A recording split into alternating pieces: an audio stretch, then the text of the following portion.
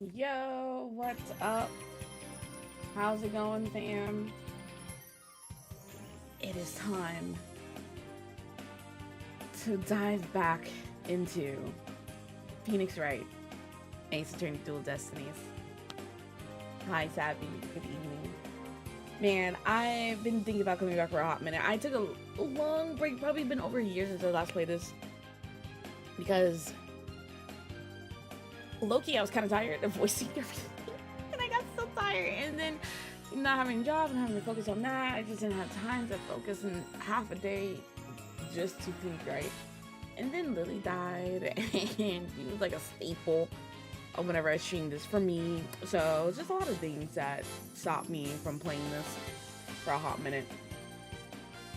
But I want to finish this, and we still have a third game to play, and we still have the other two games to play. The one that's based off of Edgeworth, his investigations game, and then the Great Ace Attorney Chronicles, or whatever that one is. We gotta play that too. So like, we far is behind in our Ace Attorney.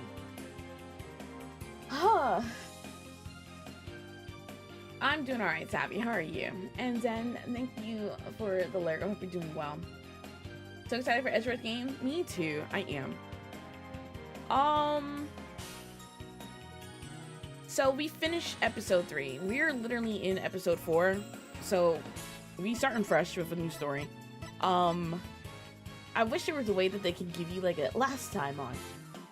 But based off of the picture, I remember we were at a university, or no, a high school for promising future lawyers and prosecutors and judges, and our girl here with the orange hair, her best friend is the one in the middle in the picture, and they were wrapped up in a murder of one of their teachers. Turns out it was the principal, I believe. So that was that. That was a flashback episode, because that happened before episode 1. So it was technically episode 3, 1, 2. So now we're about to go to in present time, because our boy here has his Apollo has his bandages on his eye, which happens right before episode 1. Actually, let me step back. So the actual order is episode 3, 2, 1 when I think about it. And then we remember at the ending of episode 1, Apollo's like, I got things to do, people to see. I'm about to have my 13th reason I need to go. And he left us. And we haven't seen Apollo present time since episode 1. And I think we're about to go into why he left us, or something like that. That's all I remember. Super tired. Thank you for reading you a bedtime story. He is. Yes. Okay, before we go, I do have some tweets and skeets to send out. So grab your blankets, get cozy, dive into some Phoenix Wright, Ace Attorney Dual Destinies.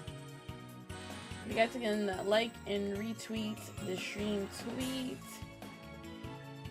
As soon as I find that, that'd be great. And if you guys can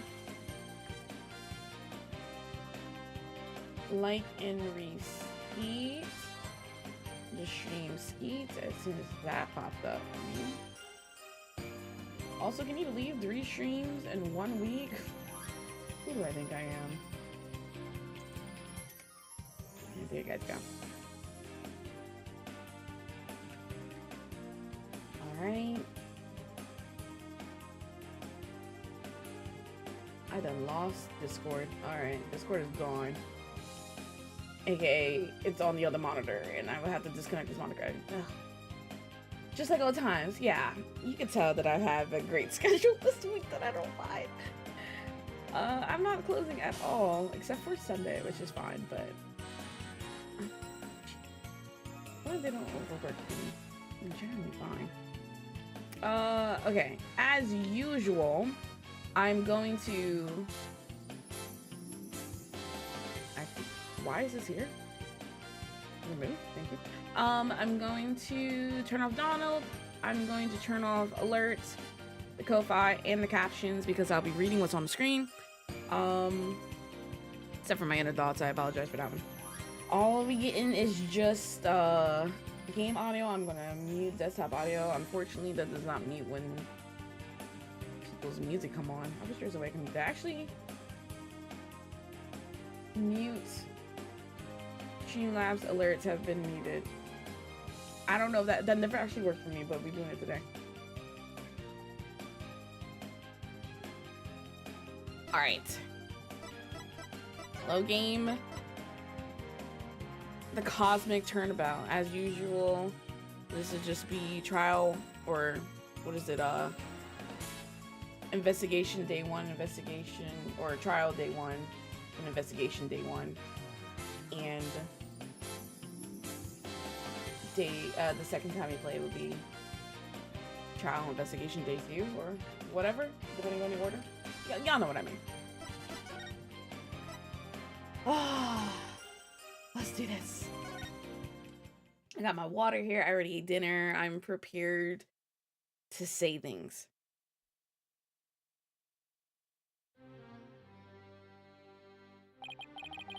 Wait, I was drinking water. I low-key forgot everyone's voice. The courtroom bombing incident, a terrible attack launched. Oh God, that incident perfectly symbolized the state of the legal world in this dark age of the law. Mr. Wright brought it to a resolution of sorts. Yeah, that was the ending of the last game. And this was episode 1.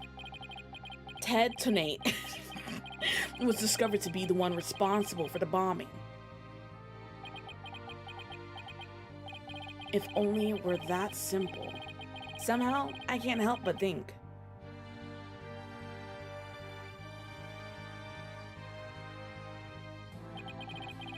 That there's a darker influence at work. One that's lurking in the shadows, waiting. That's why I want to review the trial that was taking place when the bombing occurred. After all, I got more than a few personal stakes in it.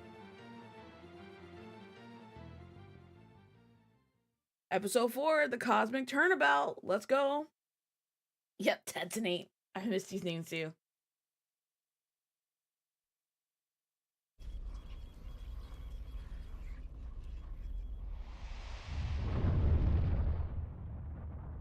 Okay, anime opening. 1 hour remaining until launch. Please begin your final equipment check. Check complete. Everything's A-okay. We're ready here whenever you are. Why do I sound like Yuri Lowenthal? Oh snap! Not NASA getting bombed. Come in, Act 2. Come in. Do you copy?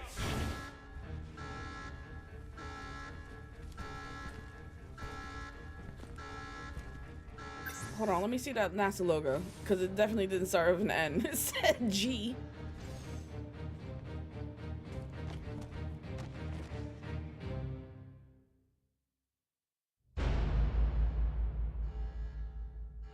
Oh. I think it said Gaiax. The space logo. December 16th, 9:12 a.m. District Court, Defendant Lobby. Number 5. Good times, y'all. Good times. I'm so excited. Time for another trial to begin. But this one is different. Okay. Sorry to bother you, but... Oh, this is,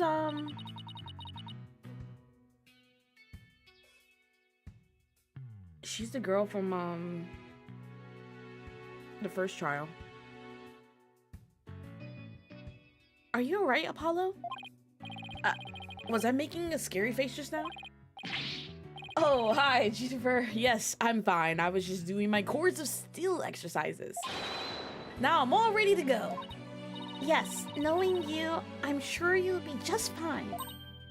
Oh, I brought you a present from my garden.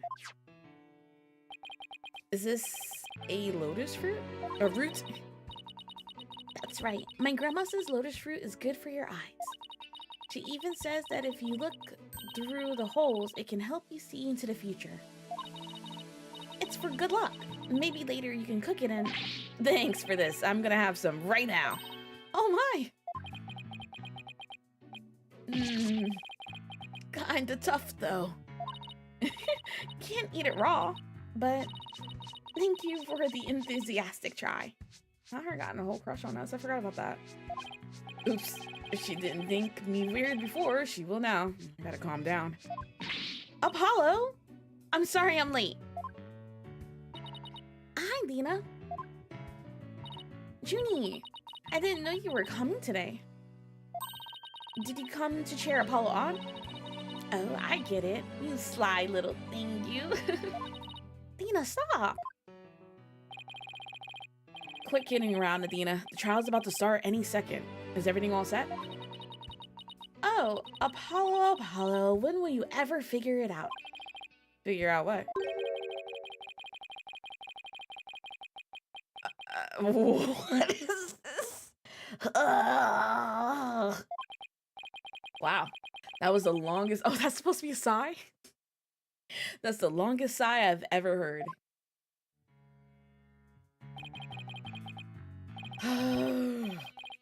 This is it.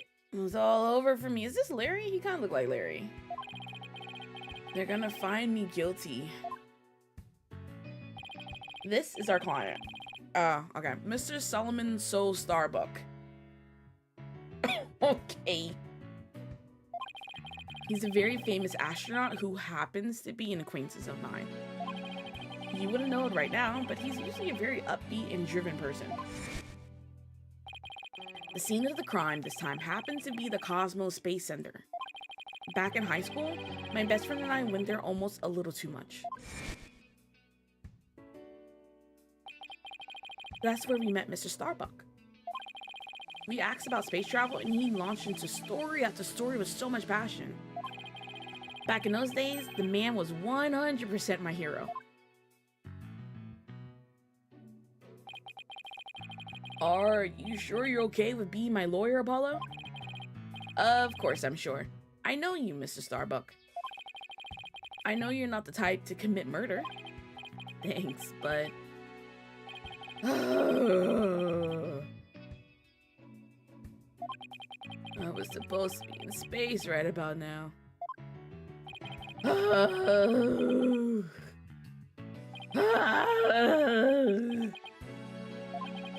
He's so depressed, it almost seems like an act. The launch getting called off must have been a huge shock. I'll probably never get the chance to go into space again. Don't say that. Don't stop believing. Besides, you just have to go into space again. Yeah, I don't think I could face Clay in the afterlife if I just rotted away in a cell. Clay Terran. I can't believe he was murdered. Hey, yo, he kind of cute. Rest in peace. I mean, he was such a promising astronaut under your command. Yeah, he was a good guy. Always there to pick me up when I was down. No one loved life as much as him, that's for sure. He was always so full of energy, telling me, "You're fine, Mr. Starbuck." How could something like this happen to a guy like him, huh? I've never seen Mr. Starbuck so down.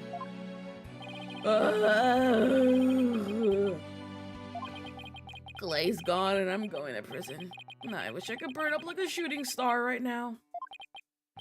Mr. Starbuck, you'll be fine. What is it? What's with the yelling? I'll get to the bottom of this today. You'll see. In exchange, I want you to go back into space for you and Clay, promise? Does that mean you have lots of evidence to prove my innocence? Oh. Well, about that. We didn't get to investigate the area as much as I have liked, thanks to the police. Oh, I'm done for.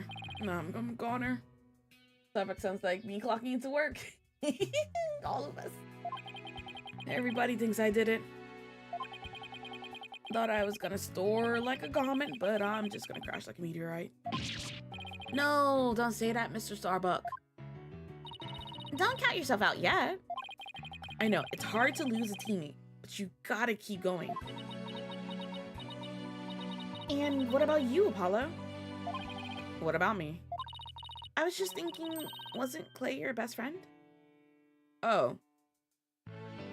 Dang! My best friend got stabbed! Dang! We need to focus on the trial right now. Are you all ready to go? Bro, our best friend is dead? Apollo. Trial's about to begin. If the defense would please proceed into the courtroom. Okay, here we go. This is it. This is the one trial I can't afford to lose. Our best friend's dead. For Clay's sake and our clients, I will find Clay's killer.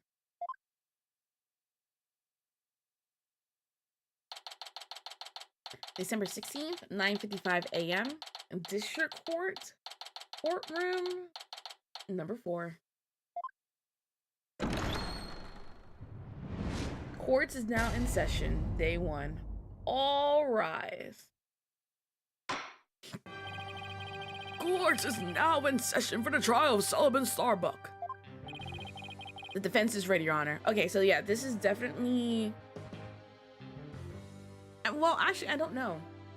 This must be right before the ending of episode 2, I think, because at the ending or beginning of episode 3, no, at the ending of episode 2, Apollo's like, I'm leaving, and we haven't seen him, but, or I'm getting my numbers mixed up. Okay, anyway.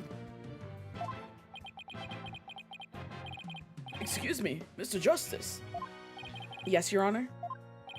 What happened to your eye? I'm fine. The defense is ready, Your Honor. Are you sure? I don't. I'm fine, Your Honor. The defense is ready. I'm sorry, Your Honor. He's been like this since yesterday. He keeps insisting it's just a sty. No, what? I suppose it's something he doesn't want to discuss. Maybe he's entering a touchy age. A touchy age? My boy is like 24, is he not?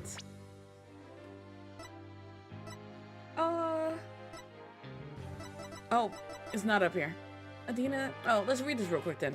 Adina, age 18, the latest lawyer to join our agency. She lived in Europe for a time, where she studied psychology. Phoenix Wright, 34, the head, dang. Phoenix Wright is older than me now. The head of our office, he was retired once, but made his return to the legal world a few months ago. Trucy Wright, an aspiring magician who Mr. Wright adopted when duty called, is our daughter. And Apollo's sister. I really need them to talk about that plot twist from the last game, that these two are related and don't even know. Share the same mom. Clay Taryn, age 23. Okay, so Apollo's 23 then, because they were in school. The victim in this case, he was a HAT2 or HAT2 crew member and a close friend of mine. Jennifer Woods, 18, Adina's childhood friend, talented singer and student council president. She's studying to be a judge. Sullivan Starbuck, 33, the defendant in the case. He was a HAT2 crew member and a mentor to the victim. Attorney's badge. My cherished attorney's badge. Just putting it makes me feel ready. Taryn's autopsy report. Cause of death, stabbing. The victim was discovered in the 3rd floor boarding lounge in the main building. Oh. Dang. Core one out for Clay. Very well. And the prosecution? Oh, I forgot about him. I forgot about this man. Carrot twirl for Black Quill here. The prosecution appears to be ready as well. Silence. Oh.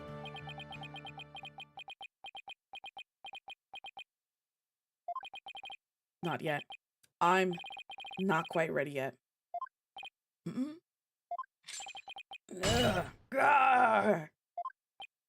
Oh! Why did he break his chains? The prosecution is now ready. This, oh my god. He needed to break his chains. Well, it didn't take him long this time. What's up with Black Quill? Now then, I shall give the opening statement. Silence. Oh. I'll do it. You will? What an unexpected surprise. This time, I can't leave it to anyone else. I see. Something is off with the two of you today. You both seem different somehow. Very well, Prosecutor Blackquill. Your opening statement, if you would. It was just yesterday. The crimes in question occurred at the Cosmos Space Center. Ah, that famous federal research facility of all things related to astrology, right? Astronomy. It's astronomy. Anyway, a rocket was set to launch from there. But at 9:28 a.m., before they could even move the rocket to the launch site,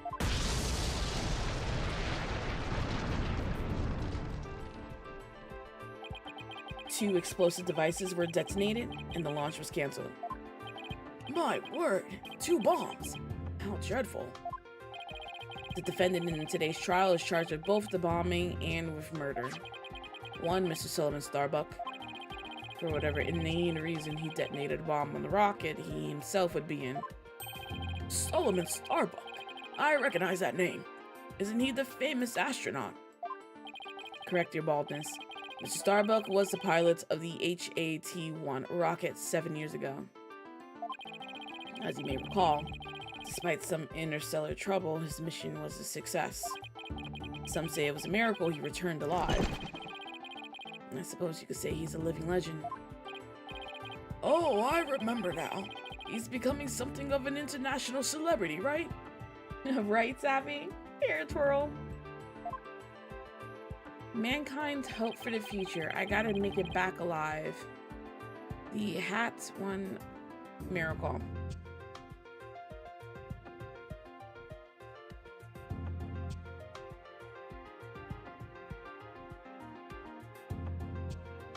Hey Jay, what's up?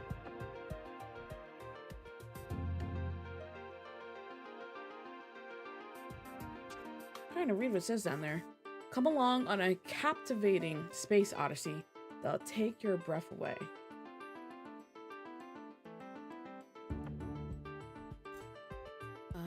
There's a subtitle under the HAT-1 miracle. A moving and thrilling documentary in 3D. Okay. Hey Jet, what's up? They even turned that incident into a movie and everything. We've got a real space pioneer in court today. But even heroes tumble from their lofty heights. Returning to the subject at hand. Ah, yes. The victim was one Mr. Clay Tarrant, a subordinate of the defendant. Indeed. A loyal disciple brutally stabbed to death by his mentor. Stabbed to death, you say? You mean his death wasn't a result of the bombing? Correct. Despite his lofty dreams, the victim was seen as an interloper by the defendant. And so, he was sent not into space, but to the universe which we mortals cannot see. Clay. I think I've heard enough. The case seems pretty clear-cut at this point. However, There's one thing I'm curious about. That metal box next to the witness stand. What purpose does it serve exactly? Since you act so nicely. It's your coffin. What? Ah! Have mercy on me! I jest. It's evidence. Due to its immense size, we've little choice but to lay it where it rests now. We shall get to the contents of the box in due time. Whew. I feel like I just lost 50 years off of my life. Does he even have 50 years left? Inner monologue, Athena. Inner monologue. Enough jabbering. Bobby Fulbright's the name, and justice we trust. Ah, Detective Fulbright. Very well then, please explain the details of this incident to the court, if you will. Indeed, I'm here to say no, seriously. On it, first take a look at this pamphlet from the Cosmos Space Center. In it, you'll find a diagram outlining the overall layout of the Space Center. Alright guys, let's look at this. The launch pad is on the left, has 6 floors with a basement and a space museum on the right. You trying to go to Jupiter? Gaiaxa space program. 21st century exploration. Let's go to Jupiter. Ah, here we are. For a more detailed look at what's on the left side of this building. Take a look at this cross-section that we, the police, have created. Alright, so the upper level, there's a ladder leading up, middle level, elevator to the lower level, launchpad 1 corridor, lounges on the 3rd floor, shelters on B1, entrance of course is 1st floor. See the launch pad in the main building? The launch pad is the space building and the rounded structure is the main building, right? Oh wait, this is the judge. The launch pad is the square building and the rounded structure is the main building, right? You got it. The incidents took place in launch pad 1 and in the main building's lounge. I'll be using this diagram during my testimony. It'll make it easier to understand. Thank you. Witness testimony. Details of the case. Just before the rocket was set to launch, 2 bombs went off. Boom, boom. One on the 2nd floor of the Space Center's main building, and one in Launchpad 1. Thankfully, only the 2 astronauts were in Launchpad 1 at the time. The 2 of them managed to make it back as far as the boarding lounge. His eyebrows remind me of Fergie's eyebrows from the early 2000s. But after the escape, one of the 2 were found stabbed to death.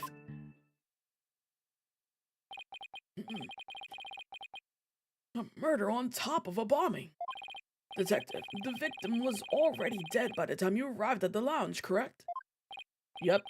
Thinking he'd sabotage the bombing, the defendant killed him right there in the rocket. Just look at this tragic photo. Oh my, is that a knife in the victim's chest? Yes, Your Honor. It's the knife that cruelly ended this young man's dreams. We couldn't get any prints off of it though, because the defendant was in his spacesuit. So then what proof? What proof do you have that Solomon Starbuck did it then? If you can't even get prints off of this knife. Utility knife, the victim's blood was found on its blade, but no fingerprints could be lifted. By the way, Detective Fulbright, why are the victim's helmet and right glove absent in this photograph? We had to remove them to identify him, Your Honor. You had to remove the glove? I personally removed his glove during the investigation. Why? We had to get his fingerprints to confirm his identity after all. Oh.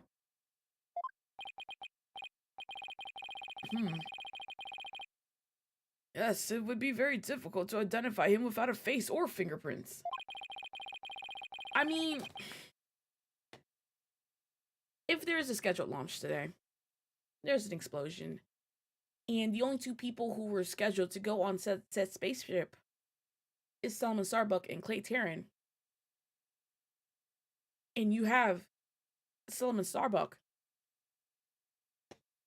Why did you need to identify Clay Tarrant by his hand? If he's not burnt from any explosions, you could have just gotten someone from the staff to identify this man. Let this bag. I'm tired of letting this game. Yeah, I am too. Now, there's just one more thing I'd like to inquire about. What is this round thing next to the victim in this photo? No, we're all wondering that. Something so important to the victim, he took it with him as he escaped the launch pad. A capsule that apparently contains asteroid samples. While obviously valuable for research purposes, it has no relation to this case. I see. So, we know that the bomb is in the main building. So we know that the bomb in the main building was on the second floor. But where was the bomb that was in the launch pad 1 located? That one was on the rocket itself. It was situated around the central part of the rocket. Apparently, the area around the launch pad's elevator was a sea of flames. I would like to submit this diagram report into the record. The explosion sparked the fire on the second floor of the main building and the middle level of the launch pad near the elevator. Okay. The trials just started and we're already in a bind. You get used to it. Besides, that's what cross-examination is for, right? What the two astronauts were doing during the bombing, that'll be the key.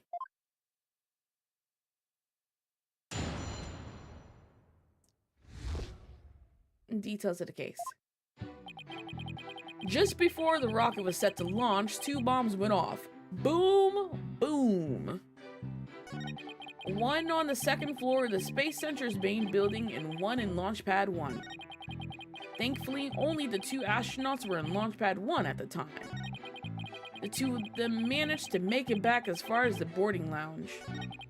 But after the escape, one of the 2 was found stabbed to death.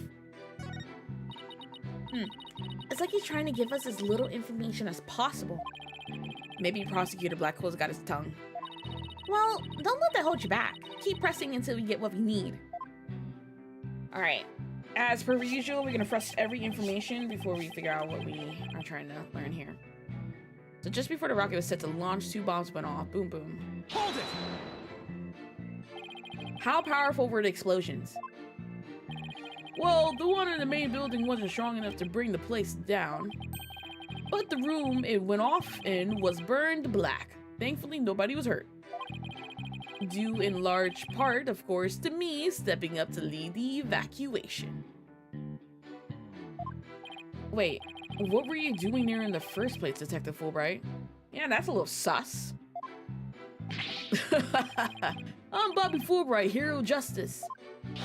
I'll be there wherever and whenever people need my help. I'd go to the other side of the world or even the edge of the universe. I'm not sure he knows how far that actually is. But I guess I'll leave that one alone. No. Why would we leave that alone? Why was he already there? Why was you at the Space Center? Admirable decision, Justice Dono. Huh? What'd he decide? Anyway, could you describe what it was like at the Space Center at that time? The bomb cut the power to the central bank of elevators in the 3rd floor lounge. Okay. Sorry, I'm trying to process what I just read. It was pitch black in there, I tell you. Oh, why was his glove off? That bothers you? They have their names, IRL anyways, stitched into their suits for identification. No, I'm still stuck on that. Well, they didn't need to take his glove off for identification. The face alone should have been identified. It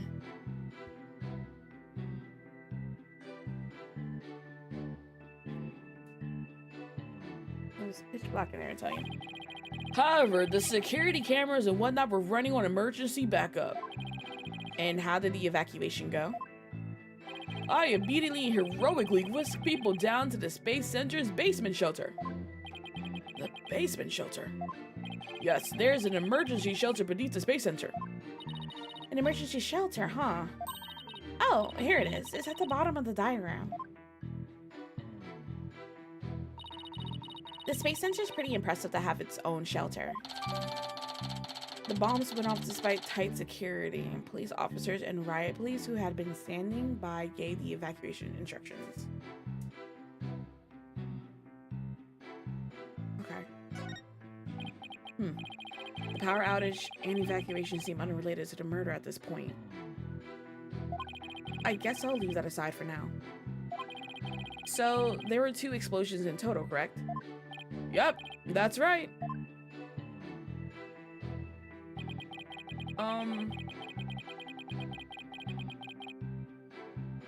Present. I just want to look at this. Police officers and riot police gave evacuation instructions immediately. There's a power outage and infected areas remained dark. The security system switched over to emergency power and continued to work. Evacuees moved to the basement shelter. So if security system and emergency power continued to work thanks to the backup, shouldn't cameras be working too then? One on the 2nd floor of the Space Center's main building and one in the launch pad 1. Hold it! Let me get this straight. Mr. Starbuck rigged the rocket he was going to board with explosives? Huh? What are you talking about? If the defendant really did plant the bomb on his own rocket, he'd get caught in the explosion as well. Oh, I haven't thought of that. Fine. Simpleton for a simpleton. Fulbright, the motive. Understood. The defendant actually had astrophobia. Astrophobia? What's that? A fear of space, naturally. Just the thought of space can cause the afflicted to freeze up. And so in his terror, the defendant found a way to stop the launch at last minute. What? That's absurd. Unfortunately for you, we have evidence. Take a look at these. What are they? These anti-anxiety tablets were found among the defendant's possessions. Alright. Apparently he was taking them in secret to quell his fears. There were a multitude of problems with the rocket Mr. Starbuck rode 7 years ago. Hey, Salem. Rumor has it, it threatened to crash a number of times as well. That was, of course, very traumatic for Mr. Starbuck. Objection! But that doesn't mean he goes so far as to blow up his own ship. Silence! The defendant couldn't bear to mar his good name now, could he? No, not after that. Okay, this is so hard to read. No, not after the media had branded him Soul Starbuck a space pioneer extraordinaire. Savvy. It's only 7:31 your time. Please. Have some decorum. Why is this man in shackles? Actually, he broke his shackles. He broke them, so he's actually free.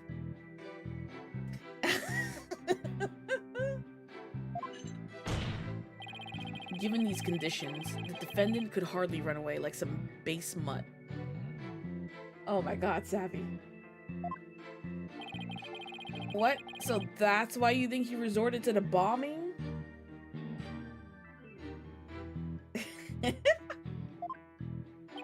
Naturally, he constructed this act of sabotage in an attempt to blow up the Space Center, which would effectively abort the launch, but spare his reputation.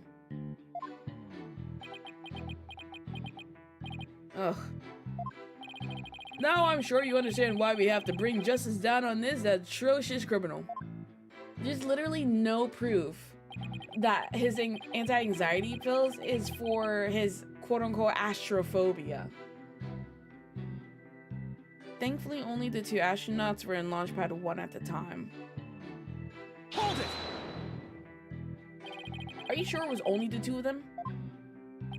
It was just before the spaceship was set to launch, so of course it was only those 2. They did, Jet. Well, there could have been somebody else inside that rocket. Silence! The notion of a third party in Launchpad 1 is utterly absurd. Just see into the area from the lounge. One must pass through a door guarded by a fingerprint recognition device, and allow me to state up front that there are precious few with the clearance to do so. A fingerprint recognition device? It sounds as futuristic and complex as a space center. Oh, his glove was Fulbright. Hold on. Okay. Dots were dotting for a second. Actually, it's not as amazing as you think, Your Honor. Take a look at this photo. This is the door in the lounge with the fingerprint lock. Only personnel whose fingerprints are registered can pass through. I see. That is very different from what I had in mind. And is there a record of the number of people that passed through that door yesterday? Exactly, Savvy. Yes, there were only 3. The defendant, the victim, and the director of the Space Center, Yuri Cosmos.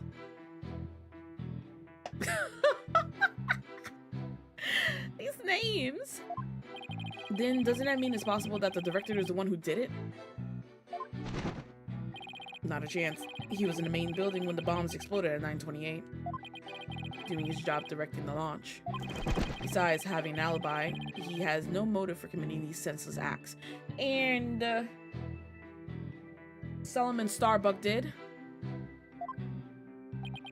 He has a point. I guess the director can't be considered a suspect then. A biometric door lock operated by the fingerprint recognition. Only the defendant, the victim, and the Space Center director had access. Welcome back. The 2 of them managed to make it back as far as the boarding lounge. Hold on.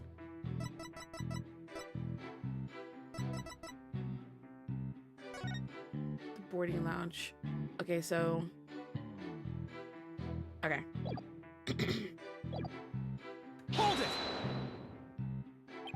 So, while it would appear that the pair barely escaped with their lives, in actuality, one of them had already been murdered inside the rocket. That's the angle the prosecution wants to push, correct? You got it. In fact, that's what I've been trying to say this whole time. If the victim had been alive, he would have for sure tried to stop the bombing. Is there any chance Mr. Terran could have been killed before he boarded the rocket? They were both alive and well at boarding time and embarked under their own power. Their hearts full of hopes and dreams of space. And then both their hopes and dreams were dashed. If I might continue my explanation, after the evacuation order was given, the defendant made his escape carrying the victim to make it look like a rescue. But after the escape, one of the 2 was found stabbed to death. Hold it! And who was the first to find the victim? Actually, there were 2 of them. The Space Center director, Yuri Cosmos, and Detective Candace Arm. Candace Arm. One of them was a detective. Yep, Detective Arm specializes in bombings, you see. She and the director were ordering the evacuation following the explosions. They were also worried about the astronauts, so they hurried over to the boarding lounge. That's when they discovered the victim along with the defendant. 2 witnesses, huh? And one of them is a detective. I doubt either one would have anything to say that would help me. I think that pretty much covers the details of the case. Only the victim and the defendant were on the launch pad when the former was killed. If this is the truth, then only Mr. Starbuck could have carried out this crime. What little I could get out of him only hurt my case. Justice don't know. Foolish is the warrior who rushes headlong into battle. Preparation is an essential element of battle. So I advise you to take a gander at this. What is it? Footage from a security camera. As the two astronauts emerge from the bowels of the Launch Pad 1 corridor.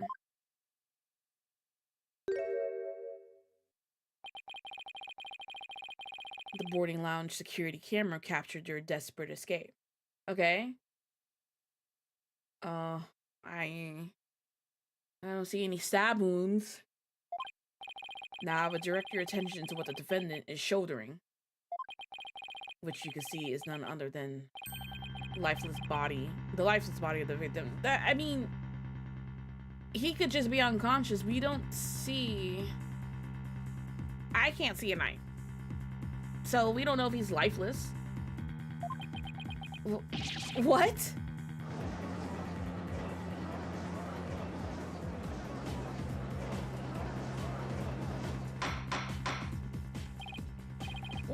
Order, I say.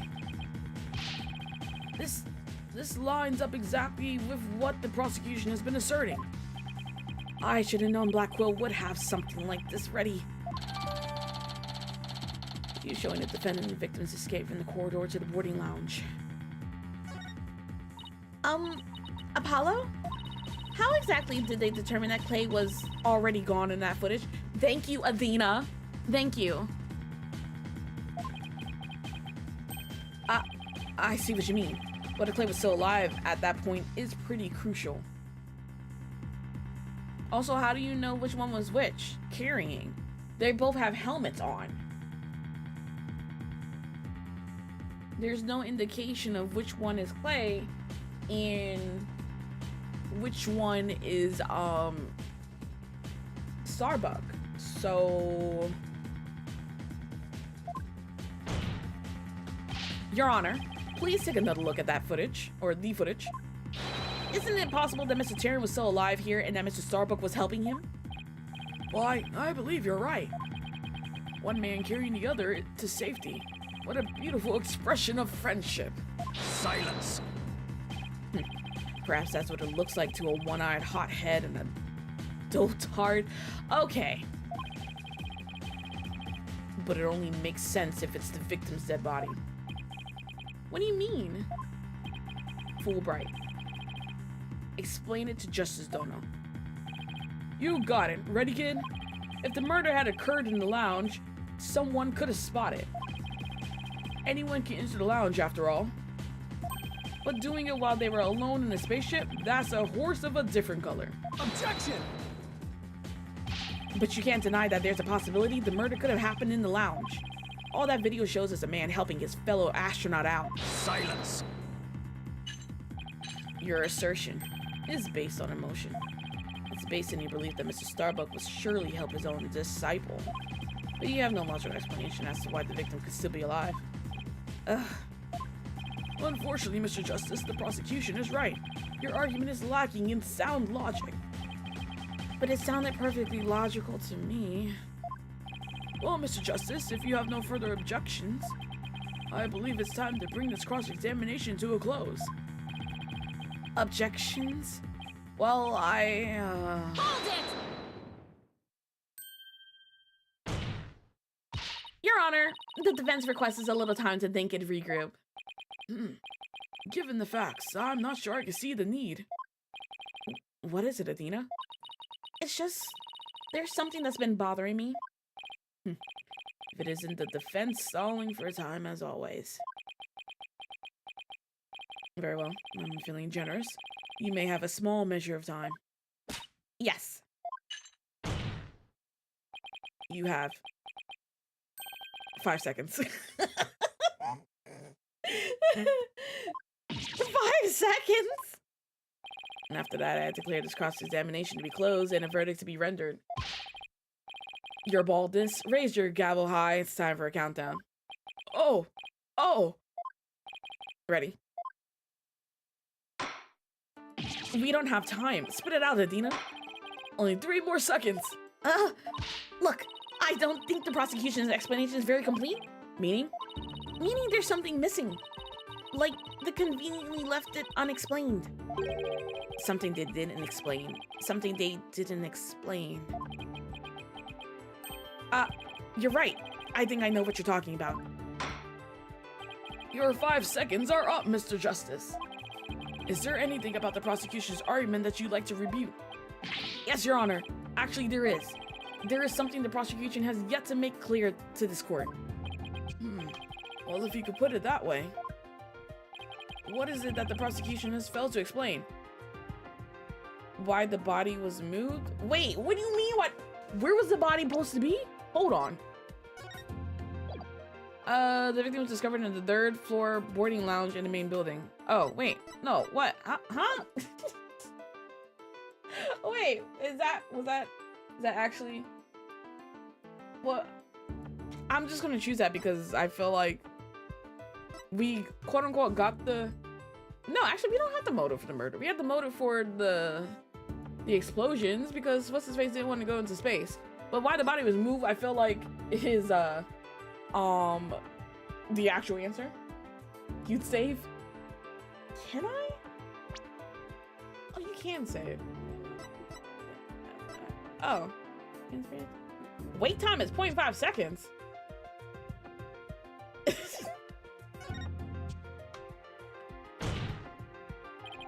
They have failed to explain why Mr. Starbuck would bother bringing the body back at all. If the defendant wanted to kill the victim, why didn't he just leave the body in the rocket? Why go through the trouble of bringing him all the way back to the boarding lounge? Oh, that's true. I don't think we've heard the prosecution's thoughts on that yet. That's because they have none, Your Honor. After all, how does one explain something so illogical? Uh-oh. The prosecution is claiming that the defendant moved the victim's dead body.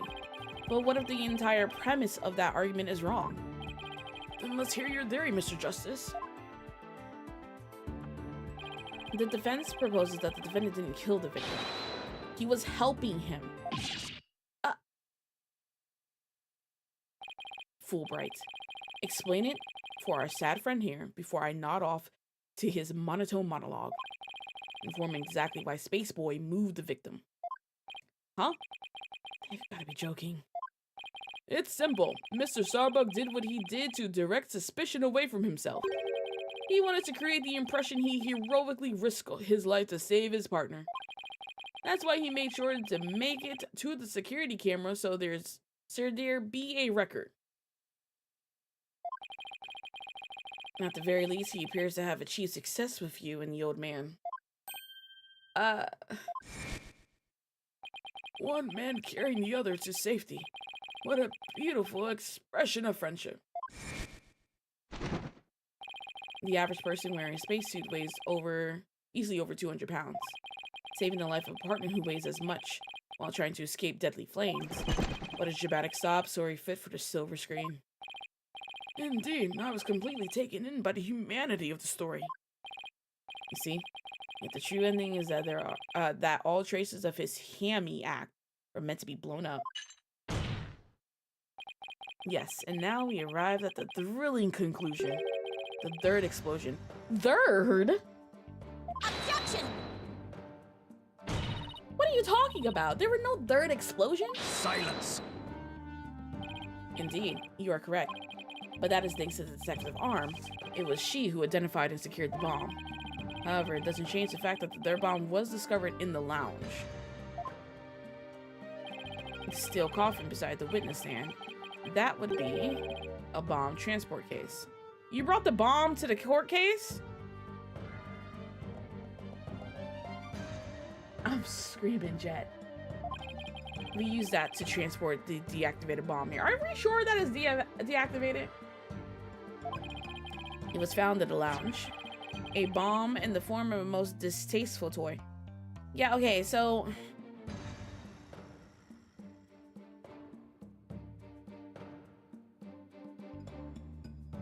I'm trying to remember the events of the previous game because we talked about this. Reshackle Black Will. Yeah, not this again. This is a prequel episode then, still. I'm pretty sure. Because... God, I wish the detective.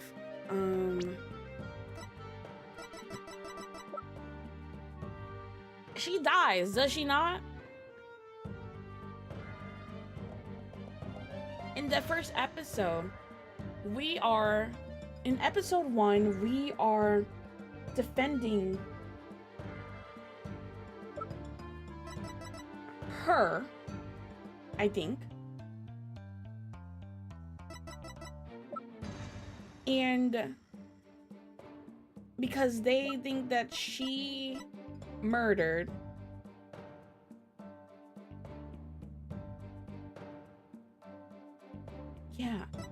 they think that she murdered her. Oh God, it's been so long. The courtroom hasn't exploded yet, is what I'm thinking. Because the courtroom explodes. The courtroom explodes, and then the next episode, or not the next episode, the first episode is the aftermath of this. We're so out of order. We're so out of order right now, and it's been so long since I played. I'm pretty sure this is a prequel case right now. Okay. It was found in a lounge, a bomb in the form of a most distasteful toy. What?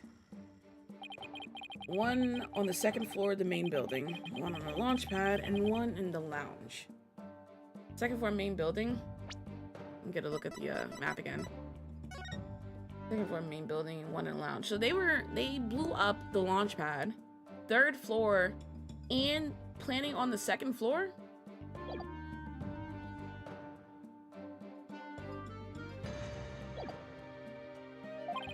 The defendant planned to set off 3 fireworks displays. Fortunately, the dirt was discovered before it could be detonated, for had it not, the victim's body and other vital evidence would surely have been emulated. Objection! Ah! Before you utter a word, know that the evidence supports me. Oh, it's like he's reading my mind. As it is still undergoing forensic investigation, I do not have evidence on hand. However, know that a peculiar item was found in one of Mr. Starbuck's pockets. Specifically, a bomb detonation switch. Of course it was found on him. You found what? I suspect the defendant had no time to destroy such damning evidence when the Space Center director and Detective Arms stumbled across the murder. So he thought to hide it in his pocket.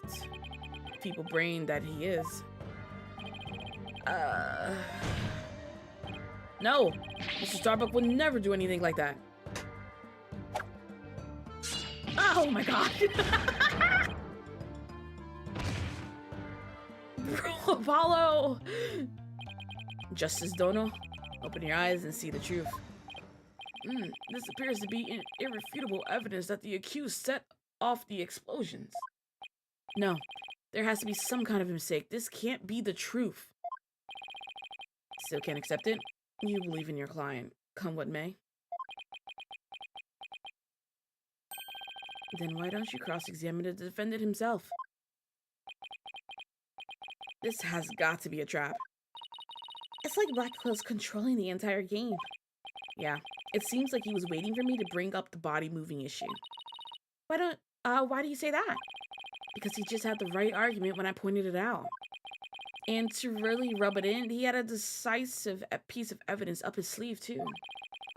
He was trying to shake my faith in Mr. Starbuck and break me down. Then making you cross-examining Mr. Starbuck at this point was part of his plan too? Totally underhanded, but I wouldn't expect anything less from him. Now let us hear from the arch-villain, the fiendish murderer himself. Famed astronaut Solomon Starbuck.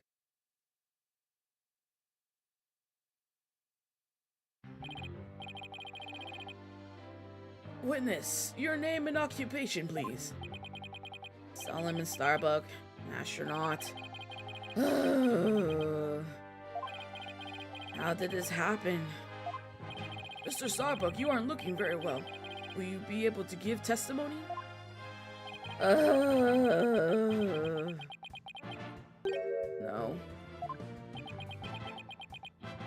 Well, unfortunately, no is not an option.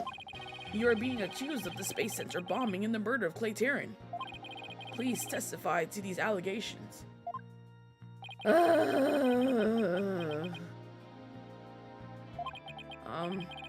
Mind if I take the suit off? It's getting really heavy. Silence! It's not the weight of the suit that you feel, but your sins. Prepare to carry that weight for the rest of your life. Vanishing into the moon. I don't care anymore. Wow, that was super negative. Is he gonna be alright up there? He'll be fine, I think. As long as he doesn't totally give up and say he did it, that is.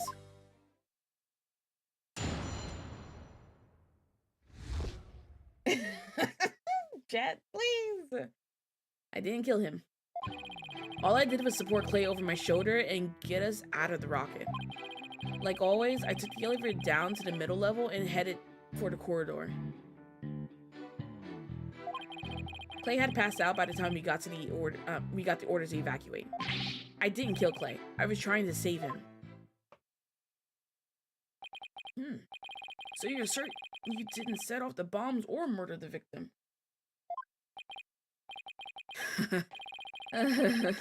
But I bet you think I'm lying, right? I reserve all judgment until after I've heard your full testimony. I'm sure you don't believe me. I bet you don't even believe I'm an astronaut. I don't think the judge doubts that. Who'd wear a suit like that except an astronaut? I will say that when I saw you in that movie, you appeared quite courageous, though I suppose reality never quite lives up to fantasy. I guess I'm just a big disappointment.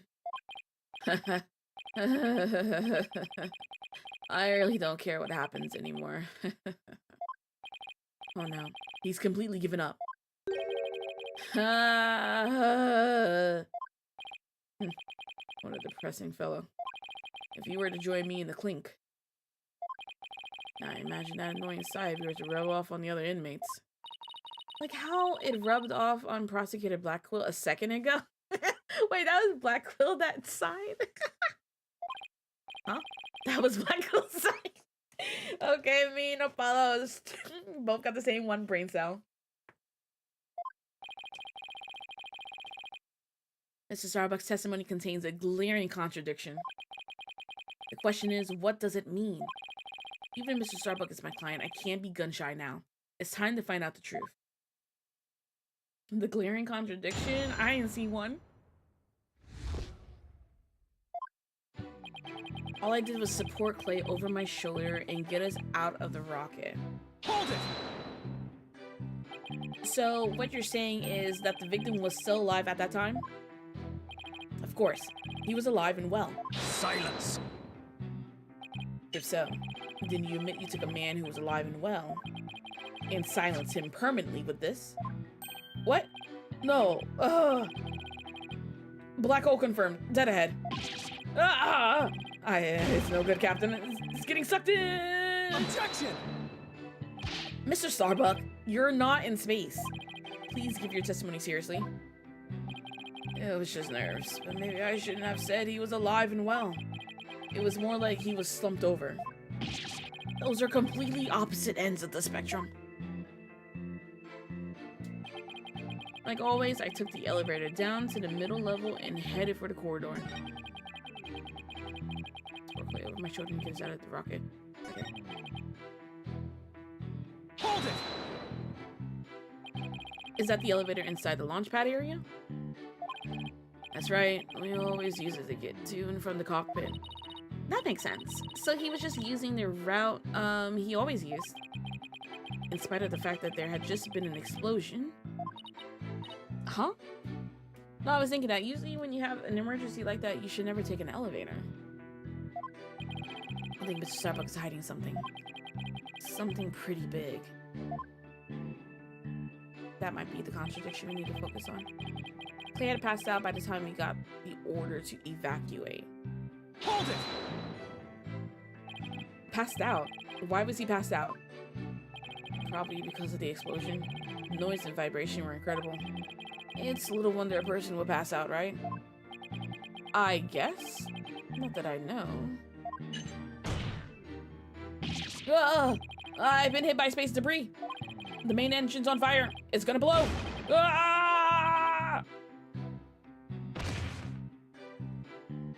He's passed out? Yes, I see. I guess it does make sense that someone would pass out. Especially if the person in question is Mr. Starbuck. Anyway. I didn't kill Clay. I was trying to save him. Hold it! Don't worry. I understand. I'll make sure everything turns out alright. But everyone's glaring at me like I did it. Apollo, you have to reassure him better than that. And how am I supposed to do that? Trying to imagine how he's feeling and use that to figure out how to boost his confidence. Mr. Starbuck, think back to what Clay used to always say. It's times like these when he would repeat, "I'm fine," to himself. Oh, is that where Apollo gets his yelling affirmations from? I'm fine? Yeah, I guess he did say that a lot.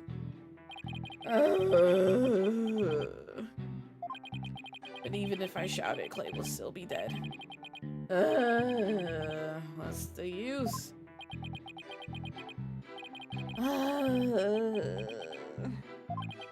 Could somebody please reassure me now? Too late, Savvy. He just sighed.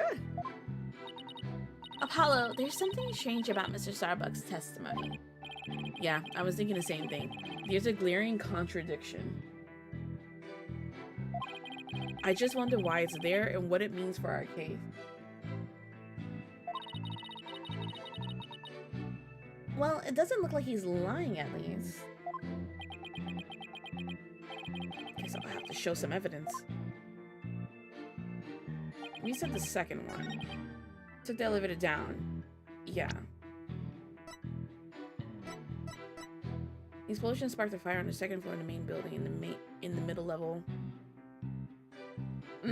Okay, so you see where the explosion is? It's by the elevator. If they would not have taken the elevator, they would have to have taken the ladder. Objection! I'm right. Mr. Starbuck, I need your testimony to be as accurate as possible. Was I not being accurate? No, because it's impossible for you to have taken the elevator down to the middle level. What makes you say that, Mr. Justice? Please recall where the bomb went off in Launchpad 1. Also recall that after the explosion, the middle level elevator was engulfed in flames. Oh, I don't remember that one. I just... But, I mean, the explosion is right by the elevator, so I guess that also makes sense. Yeah. Oh, you're right. Which means... Exactly. The Launchpad's elevator would have been unstable. In other words... Mr. Starbuck, your statement is decidedly inconsistent with the facts. No, what? What's with the helmet? Mission Command! Mission Command! Do you read me? Come in, please! Objection! This is Mission Command. I order you to pay attention. Stop this nonsense and answer my questions, Mr. Starbuck. My helmet! My oxygen tank! Oxygen concentration and body temperature declining, requesting medical assistance.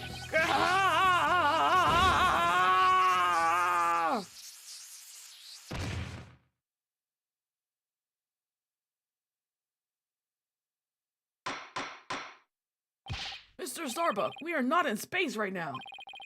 Please stop pretending you have lost consciousness and stand back up. I apologize, Your Honor.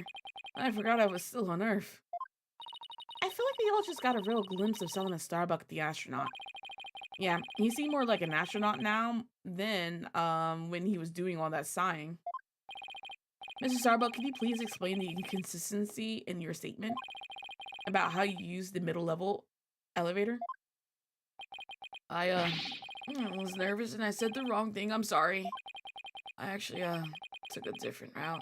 I think. A different route? I hope you're able to deliver a straight story this time. I'll get right this time. Maybe. No, I mean probably. Probably. It's understandable to be nervous, but let me remind you, accuracy is paramount in court.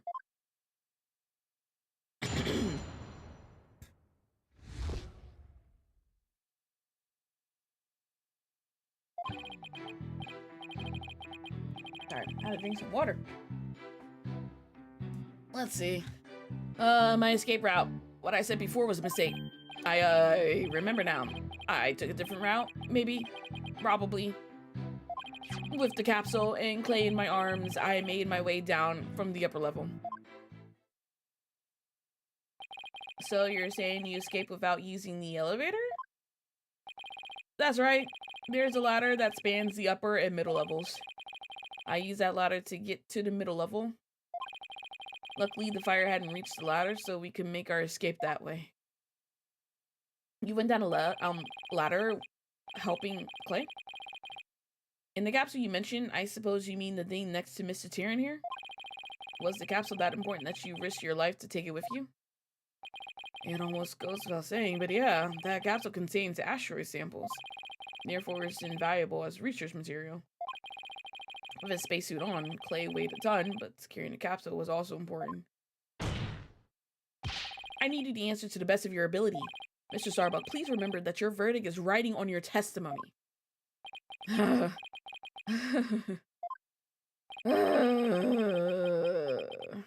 Maybe I'm guilty after all. I wonder if you can see the stairs in prison. Or stars in prison. Bet it's more comfortable than a spaceship.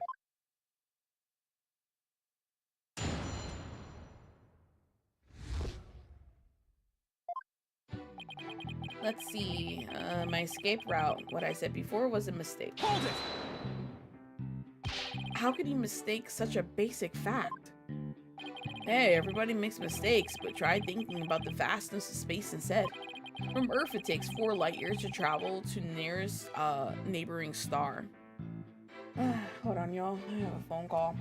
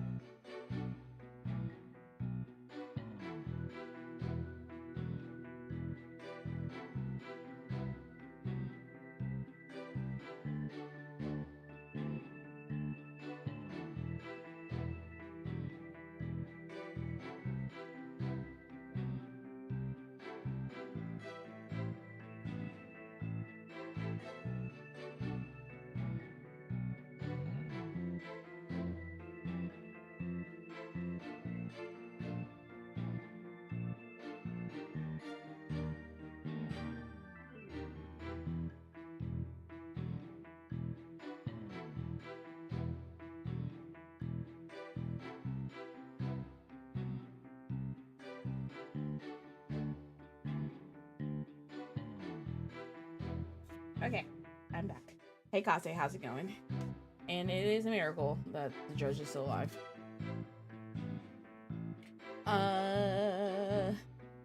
From Earth, it takes 4 light years to travel to our nearest neighboring star. Thank you.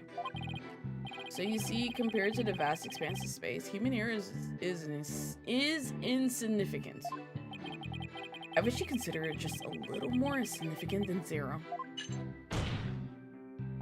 Enough jabbering. Get on with your testimony.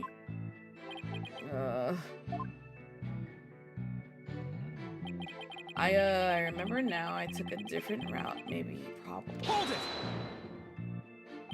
Maybe? Probably? Did I hear you right, Mr. Starbuck? I didn't see any of those things. Mission control, come in, please! An error has occurred in the sound system. Activate the emergency tin can telephone. Oh, no! Tin can telephones are ineffective in the vacuous space. Silence! Stop this nonsense or I will sever you and your tin can telephone. Alright, I'm begging you. I'll tell the truth. Just don't sever anything. Apollo, is he going to be alright? I'm starting to think he's not. Let's see. So, about when we were running away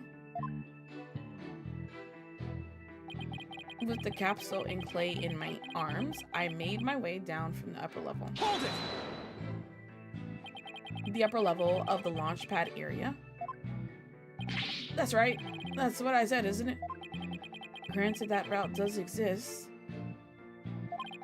So, to recap, you had Clay over your right shoulder and the capsule in your left hand. Yeah, so how did you go down the ladder then? Yeah, it's really important, so I couldn't let it get burned up. So even though Clay was really heavy, I couldn't afford to carry him with both hands. I did the best I could with him over one shoulder and the capsule in my other hand. Over your shoulder?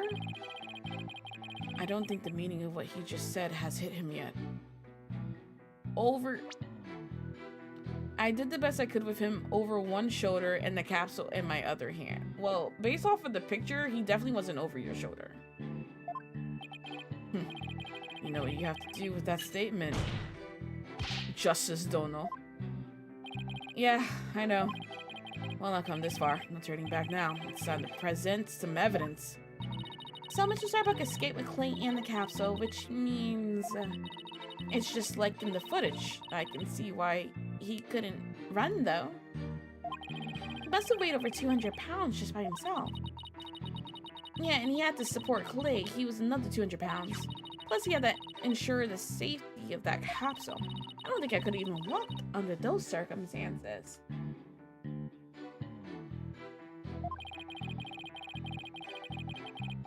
Walking straight forward is probably about all I could have been able to manage. Alright, so...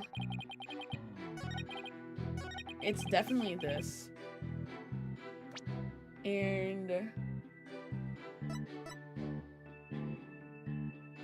it's gotta be the ladder. Like, you can't go down the ladder with carrying Clay and the capsule. Objection! That's impossible. Mr. Starbuck, why don't you just tell the truth? The truth? I wonder, was they even on the ship at this point then? You know? Let's see. The Earth is blue? No, that's not right. So, I guess the Earth is in blue? Yeah, that's it. The truth, Mr. Starbuck. Ah! The oxygen concentration is super low in this area. Prepare the emergency oxygen tanks. Mr. Justice, the witness appears confused. Please help draw out the truth from him. Mr. Starbuck, under the circumstances at the time, you couldn't possibly have reached the boarding lounge via the upper level route. Huh? Not as long as this was along the escape route. Not as long as this was along the escape route. Yeah, you can't go down a ladder carrying him in the asteroid samples. Take that! To get down from the upper to the middle level where the Launchpad 1 corridor is, you would have to go down the ladder. Isn't that right, Mrs. Starbuck? Of course. That was the only way we could escape. Objection! But how would that work? At the time, you were supporting Mr. Terran over your shoulder, were you not? And remember, he was in full space gear as well, putting him at over 200 pounds. Ooh.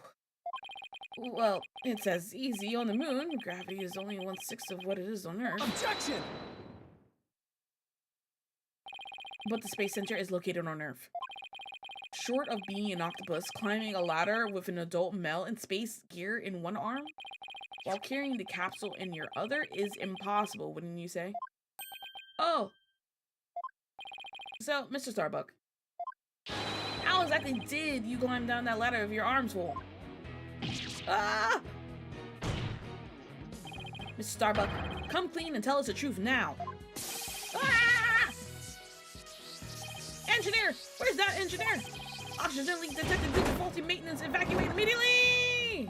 What the? He's flying the coop. Ah! Help! I'm caught on the ceiling! Help? Anyone? Bailiff, prepare the cherry picker. We must launch our rescue mission at once. Well, that's one way to take off while being questioned. I'd rather prove his innocence so he can go to space again someday for real. No, this man is wild.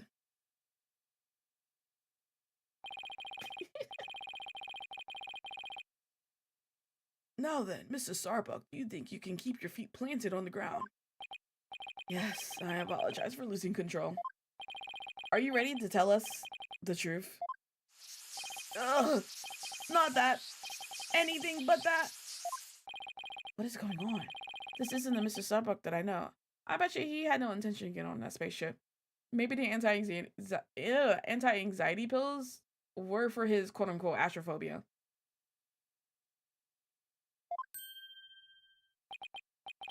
It appears Space Boy is prone to deception. Witness. Yikes! Yes. I thought your story odd, but perhaps the inconsistencies could be explained as the result of a medical side effect? Ah! Prosecutor Black Will, please don't talk about that. Huh. What are you talking about, Prosecutor Black Will? Didn't I already state that Space Boy is ironically terrified of going into space? That's why he took some precautions just before the launch. For you see, traces of this anti-anxiety drug were found in his system. Oh, I sense things are about to nosedive. You got it all wrong. I told him during the investigation too. I don't know anything about any drugs. I never took any medication, I swear. It was found in his system, but he doesn't remember taking it? Ooh, okay. Interesting. How could that be? Somebody must have shipped them to me. Or slipped them to me. Shipped them. Slipped them to me. But I guess maybe that's why I don't remember, because of the side effects. Yeah, that's why I don't remember much about what really happened. What? This is just worse and worse. Order in the court. We can't get any useful testimony out of him if he doesn't remember anything.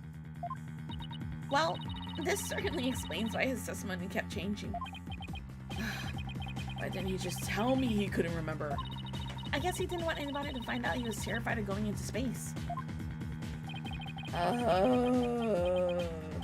Maybe I really did do it. Which brings us to the answer of our original question of how the witness climbed down the ladder with a dead body. It does? So what is it? A dead man feels no pain and makes no complaints, Justice Dono. So the body was simply dropped down from the top of the ladder. If he was dropped down from the top of the ladder, there would be obvious signs of like head trauma, body trauma in general. It doesn't matter if he's wearing a spacesuit. If he's falling from one level to the next via a drop like that, there would be some sort of physical trauma. Oh my, I see. And then the defendant could climb down with his free hand. Objection! Drop the body down? Who would do such a disrespectful thing? Besides, dropping the body would leave marks on the body, so thank you, Apollo. So you're capable of quick thinking. Yes, you are correct. Really? Oh, thanks. Ah! Huh? What's this? It's the oxygen tank from the victim's spacesuit. Ah, snap. Hold on. Let's look at the picture because there is a... Wait, where's my pictures? Don't we have a picture? Is this the picture? Okay. Well, they're both wearing it. Okay. It ruptured, and I'm sure you can figure out why. You can't be implying it ruptured when the defendant dropped the victim's body. I am, for they fracture easily when struck. Objection! Even if that's true, the tank's explosion in Sharpener would leave its mark on the body. Yet, according to the autopsy report, only the knife wound was found on the victim's body. You're clearly grasping at straws with this line of reasoning. Silence!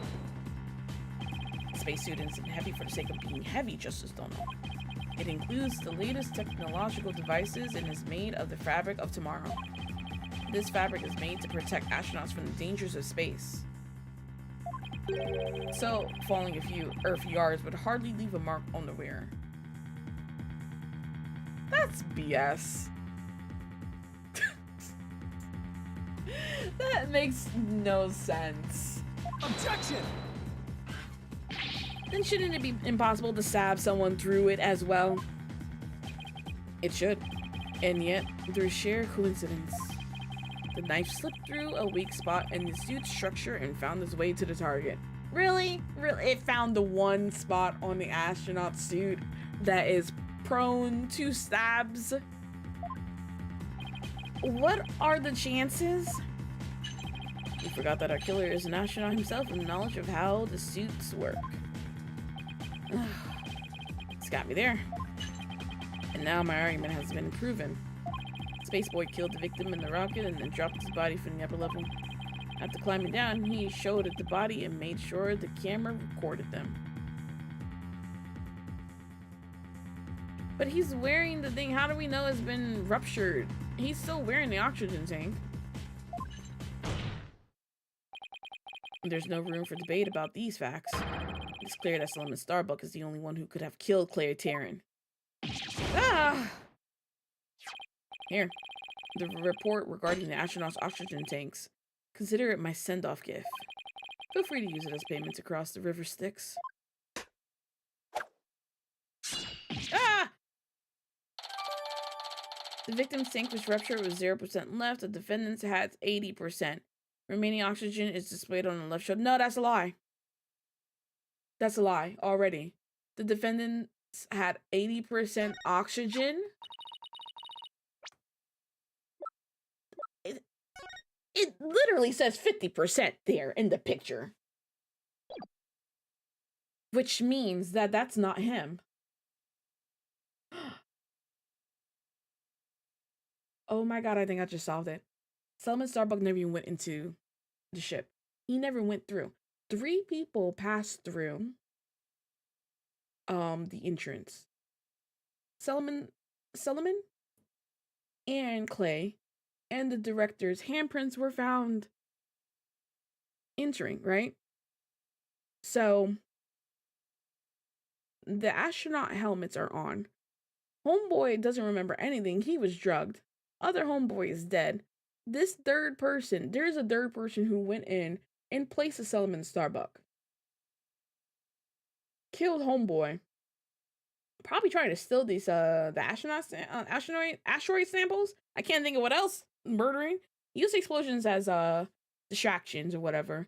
Even though the director has an alibi being in the lounge or whatever at 9:28. When did the actual explosions happen? Do we have a... We don't have a timestamp on anything, do we?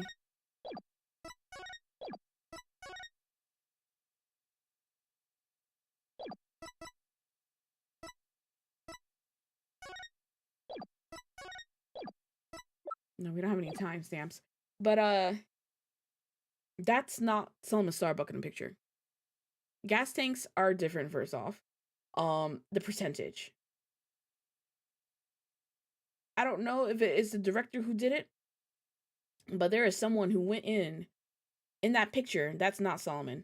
Solomon might have gone down the lounge or whatever, but passed out prior to getting on the spaceship. So that's my theory so far. Hey, this report is pretty detailed. Remaining oxygen in tanks. The display on the astronaut left shoulder shows the oxygen remaining. After the incident, the victim's tank was ruptured and the remaining oxygen was 0%. The tank belonging to Starbuck, who claims to have carried the victim, said it was 80% full. Tanks were functioning properly at the time. Let's see. The display on the astronaut's left shoulder shows the oxygen remaining. I guess that means the glowing cyan digits represent the amount of oxygen in the tank. I'm done for. I'm going to prison instead of the space! Space boy. Yes. Take heart. The bejeweled night sky is still beautiful even when viewed through bars. You mean the stars as seen from prison? That's right. Your cell will be your spaceship. Picture the view through the iron bars. It's like being an astronaut in your own craft for all time. That's not a bad thought. Mr. Starbuck? Let's get a black wolf. Got to him good. Spaceship prison cell. Fly me, my guilt, and my despair into the deepest, darkest space. And then, let's get sucked into a black hole together! Objection! Mr. Starbuck, you can't give up hope. Oh. Yes, Apollo. You know, Clay really looked up to you. He said you are an incredible man. He said you never give up your dreams and passion for space, no matter the situation. He said that? So don't give up now and help me prove your innocence. For the sake of the man who respected you and believed in you, Clay Taryn. For Clay. You're wasting your breath. Ugh. Rawr! Rawr! Rawr!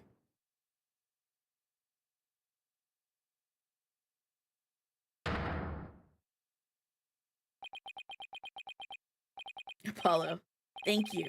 I can see things clearly now. Mr. Starbuck, I'm fine now. Thanks for reminding me of my life's mission. Right. We'll both be fine. I'll prove your innocence, you'll see. And after that, we'll get you back into space. Rah! You've ignited the booster rockets of my soul! I'm on fire! I am Solomon Starbuck, astronaut, a cosmic hero chosen by the universe itself. This is no time to be whimpering and crying. I can't let you and Clay down. Balderdash. The sun, the moon, all of space is calling me. Solomon Soul Starbuck. Ready for launch. Begin the countdown. 5, 4, 3, 2, 1. Lift off! Oh, he's going. Okay, he's back down. Oh, I feel like I've witnessed an actual rocket launch. Apollo, you did it! You broke Prosecutor Blackpool's grip over Mr. Starbuck. I can't take the credit. It was all Mr. Starbuck. He pulled himself through. Maybe simpletons are done massaging one another's egos. No matter how positive you mood, my advantage remained unshakable. I have but to wait for the final guilty verdict. Isn't that right, your baldness? I can't let up now. I have to stop Blackwell. I have to see this through. Mr. Starbuck just has to make it back into space. I wouldn't allow Clay's dreams to remain unfulfilled. I've got to destroy Blackwell's argument somehow. Think, Justice, think. If the only people on Launchpad 1 were Clay and Mr. Starbuck, and if Clay was already dead by the time this footage was taken, then the only person who could have killed him is Mr. Starbuck. So the only way to counter Blackwell's argument is if I could prove that Clay was still alive when they arrived at the boarding lounge. In which case, I should be able to find some contradiction in the evidence itself. Now let's see, about this data we just received. This supposedly proves that Mr. Starbuck dropped Clay's body in Launchpad 1. But if I'm going to prove this false, then there must be something I can use here. Enough of this farce, your baldness. Let's have your verdict. Objection!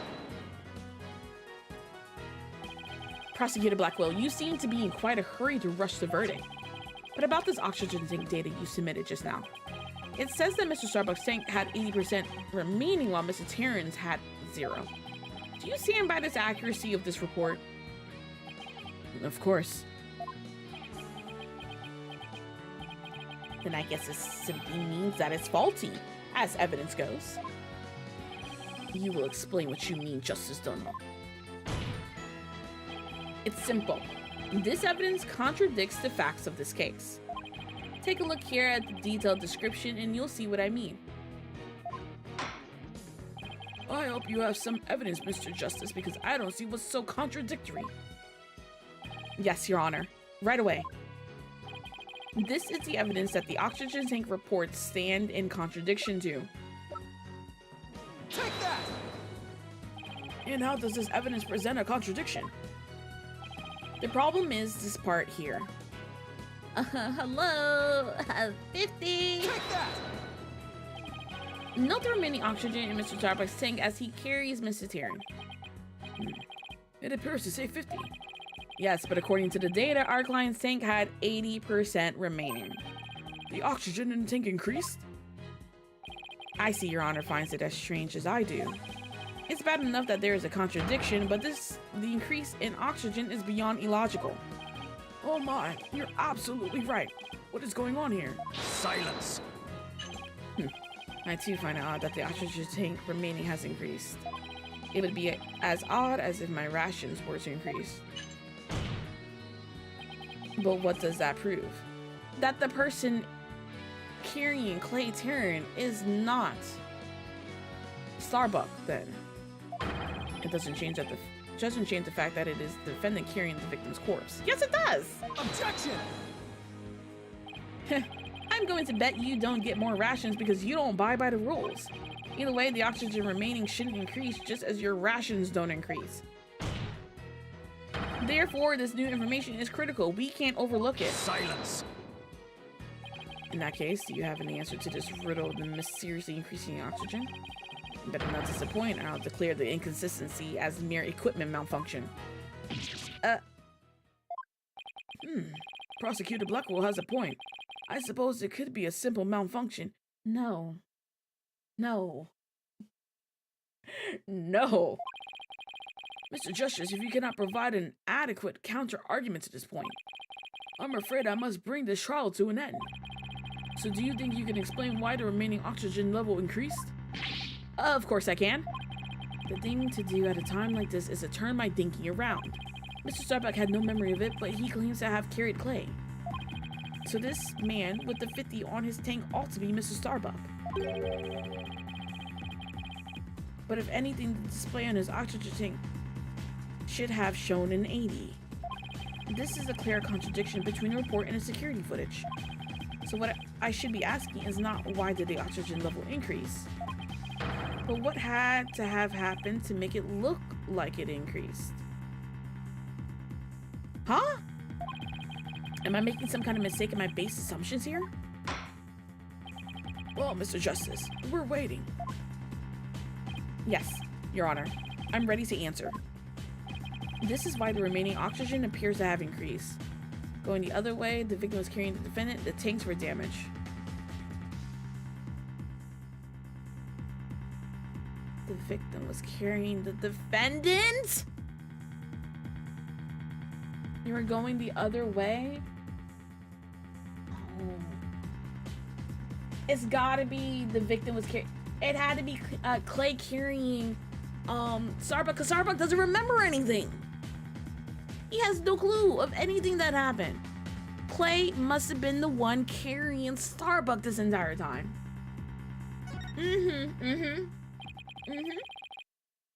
What if it was the other way around? This is why you wanted their heights? The other way around. Would you care to explain, Mr. Justice? As you can see, Your Honor, both men had their helmets on in this footage. But it turns out this is where our base assumptions went astray. We assumed that it was Mr. Starbuck helping Mr. Terran, but it was the other way around. It wasn't Mr. Starbuck helping Mr. Terran at all. It was Mr. Taryn who was helping Mr. Starbuck to the boarding lounge. It was what?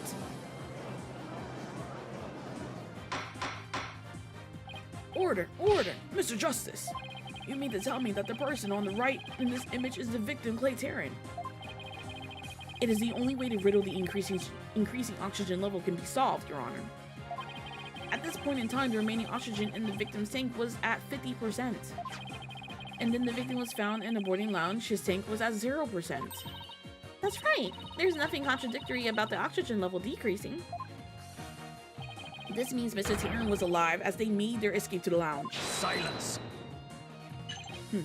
How short your memory is. Have you forgotten what you yourself proposed? Even if the victim was alive at this point in time. How did he descend the ladder with his arms full? Objection! Prosecutor Blackquill, you can't hurt me with a broken blade. Excuse me? It's true that we don't know how they got down the ladder. I suppose that matter needs further investigating. But we have proven that Mr. Taryn was alive when he reached the boarding lounge. This fact alone shatters your claims. And opens up the possibility that the victim could have been killed by a third party. Grah. There were two people who claimed to be the first on the scene. But can we truly trust their statements? Let's see. The two people were Detective Candace Arm and Yuri Cosmos, right? And Detective Candace Arm dies after this. I'm pretty sure she is the victim in episode 1. You think that one of them might have given a false statement to the police? Yes, it's certainly possible. We might have to do a little more digging. It seems we'll have to hear the testimony of these first two people on the scene. Score. Come to think of it, Detective Arms should be here in court right now. Bailiff, could you please show Detective Arms to the stand? Uh-oh.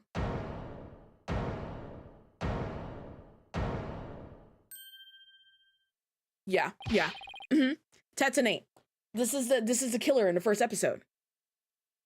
So this is a prequel to God, okay, so it's the order of these episodes is wild. Okay, so it goes by episode 3. Because 3, the person we're defending episode 1 is Athena's friend, who we meet in episode 1, obviously, but it's episode 3 that we get to know her prior to defending her. So it's episode 3 because she's involved in that case. I'm trying to remember what episode 2 was though. I think it's 3. Episode 3, episode 4 here. 1 and 2. I think that's the order. But yes, this is God, I love Phoenix Wright. Oh, this reminds me of the last game. Oh my god. I love it when they do this though. I love when it's just, oh hey, by the way, let's show what happens, why this happened. Oh god. Okay. I have an announcement, everyone. What's the meaning of this? We're in the middle of a trial here. Please remain calm and listen carefully. Someone has reactivated the bomb. The bomb was defused, but it's about to explode. Explode.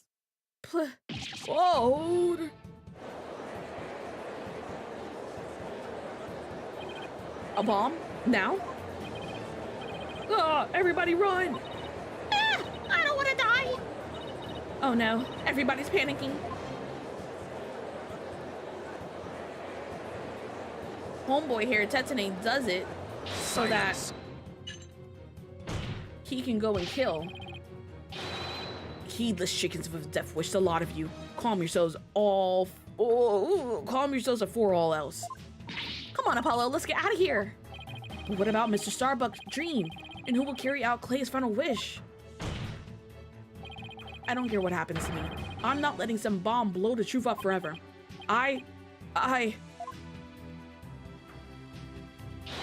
refuse to let things end here. Apollo, this is no time to be dramatic. If we don't get out of here now, we're gonna die. Come on, this way. Hey, ouch. Let me go. Apollo! Juniper! She hasn't evacuated yet? Ah! Juniper, are you alright? Apollo! No, not that way! Ah!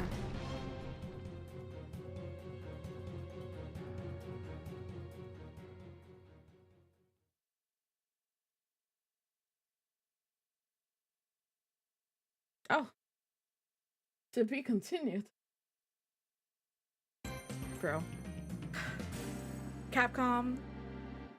I don't know who's behind Phoenix Wright Ace Attorney storyline, but y'all just like top tier storytellers. I tell y'all. Y'all made this game so good.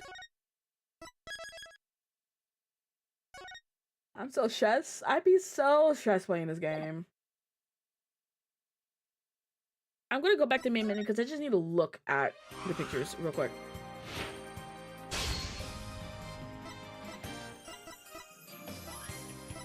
This one.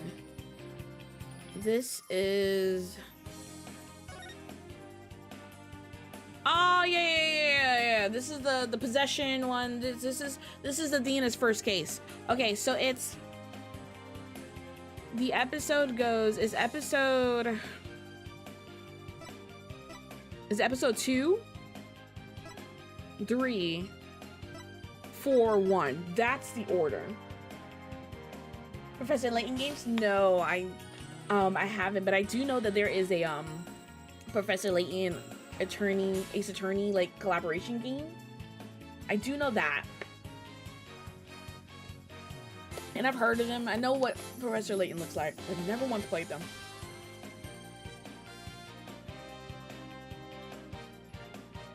I'm trying to remember.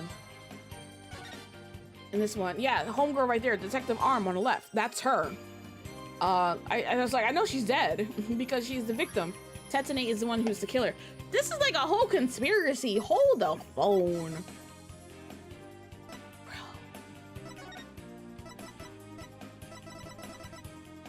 Bro. Okay. We're gonna get back into it.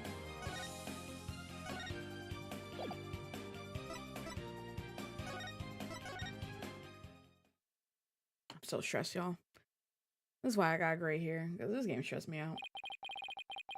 Oh, snap. Phoenix! In the middle of the Space Center bombing trial, we had another bombing incident. This one. Destroyed courtroom number 4.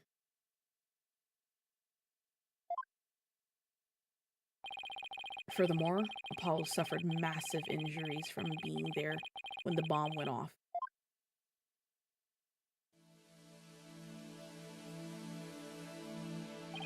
Unfortunately, Juniper Woods was fingered as the courtroom bomber. That is a wild sentence out of context. Why did they use that word?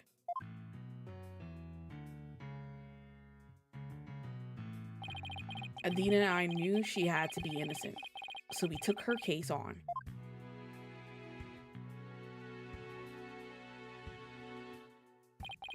We managed to clear Miss Wood's name.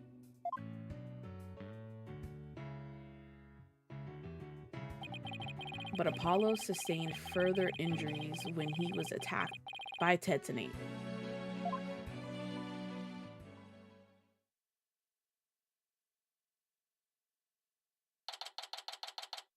December 19th, 3:21 p.m. Wright Anything Agency. Apollo's a tough guy, but this is taking its toll on him. Yeah, poor guy. Being attacked by Tenate like that on top of all his other injuries. Oh, that jacket. Is that jacket his best friend's jacket? Clay's jacket? Like, that's the only explanation I can think of. I was wondering whose jacket that was. Anyway, Paul's resting at the nearby Hickfield Clinic. I've had some experience with that place myself. Yeah, is this the same clinic that he was at in the last game? As well as, is it also the same clinic he was at when he fell off the bridge that was burning and Edgeworth had to take his spot? Anyway. What an awful turn of events. I never thought he'd land in a hospital of all places. Trissy is our daughter. You must miss him too, huh? Now that you don't have anybody to tease. Don't worry, he's young. He'll heal quickly and be back before you know it. It's been a while since I last saw Trucy look so down. We won the court case, yet nobody feels much like celebrating.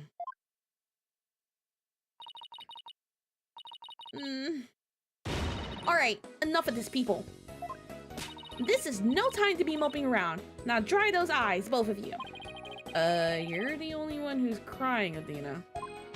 Technicalities! Look, we have work to do. We have to take over. Take over what exactly? Apollo Space Center case, of course. As no verdict's been reached, there's still a chance. I agree with Athena. We should pick up Mr. Starbuck's defense. We have to avenge our fallen comrade, right, Daddy? Apollo hasn't exactly fallen. He's still alive, you know. Good. Now that's settled, let's get going. Come on, we gotta run. Wait, right now? Now? We better not be running the whole way. There she goes. I better go catch up. Can you take care of the office, Trucy? Sure thing, Daddy. Let's be careful out there. In the meantime, I'm going to bake some cookies and fill up my magic panties for you. Trucy, we gotta move on from the magic panties. Trucy seems to be feeling a little better. I can't always count on Nadina to perk everybody up with her enthusiasm. In this game as you were, you saw Trucy went, oh, then you saw the props and all the magic panties. Yes. Oh, she's back. Don't mind me, just forgot a few things. Wallet, phone, the documents, my bag. Sounds more like you forgot everything. You can always count on Nadina for that too. All right, you two, let's be careful out there. That's Trucy Wright. She's from the last game. She is Phoenix Wright adopted daughter. Because the person who murdered her, well, God, no, it's the last game was really good. The whole storyline behind Trucy's whole backstory is like top tier conspiracy wild storylines in the series. It's up there with Maya and Mia and their that crazy lady's backstory from like the first game, and then it's the second game, and then it's like up there with Miles Edgeworth's pseudo fathers who killed his actual father storyline from the first game. Like it's up there. No, we still have questions, and there's still story plot lines that have not been resolved related to it, and I need them to admit it because they dropped a whole plot twist on us on the credits of the last game, and they have not talked about it yet. And I'm like, come on! I always suggest if anyone else in the chat has never played any of the Phoenix Wright games, please. This is game number 5. Please play the first 4. They're so good. So our client is one Solomon Starbuck. He's so famous, even I've heard of him. That's right. He's a super famous astronaut who works at the Cosmos Space Center. He was actually up in the outer space 7 years ago. You seem to know quite a bit about him. Now I'm all excited to meet the man.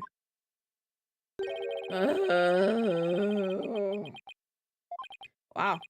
That was the longest sigh I've ever heard. Apollo, tell me all about you. You're Phoenix Wright, Apollo's mentor, right? Yes, that's right. Mentor has a nice ring to it. Don't worry about a thing, Mr. Starbuck. Mr. Wright and I have got you covered.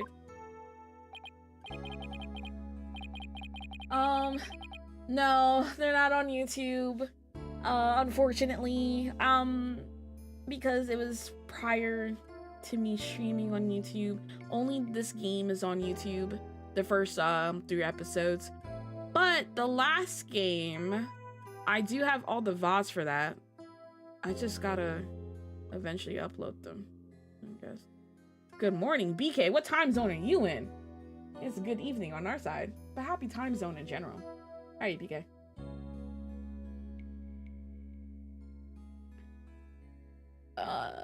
Yeah, okay. Wait, Don't I know you from somewhere? Huh? You mean other than at your trial? I don't think so. I guess so. My mistake. No. Let's revisit that. Where do you think you've seen her before? My memory isn't what it used to be. My mind and body are kaput. But same goes for my life. I mean, I'm so astronomically unlucky that I had a bomb go off in the middle of my trial. Ah, okay. Wait, AZ as in Arizona or Australia? I don't. What's Australia's acronym, y'all? I don't know anything. Trying to defend me would be like trying to enter the stratosphere without a spacecraft. Ah! Because you said good morning. So I was like, is it the... That's why I thought Australia first. Yikes, he seriously got to stop depressing himself. Cheer up, Mr. Starbuck. Besides, that thing you said about entering the stratosphere, that just means we shine like shooting stars, right? Like shooting stars, huh? You know, you're right. Why didn't I think of that? After all, that's what we were all put on this earth to do, right? To shine like stars.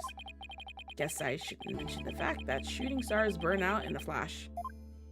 Oh yeah, here we go. 3, 2, 1.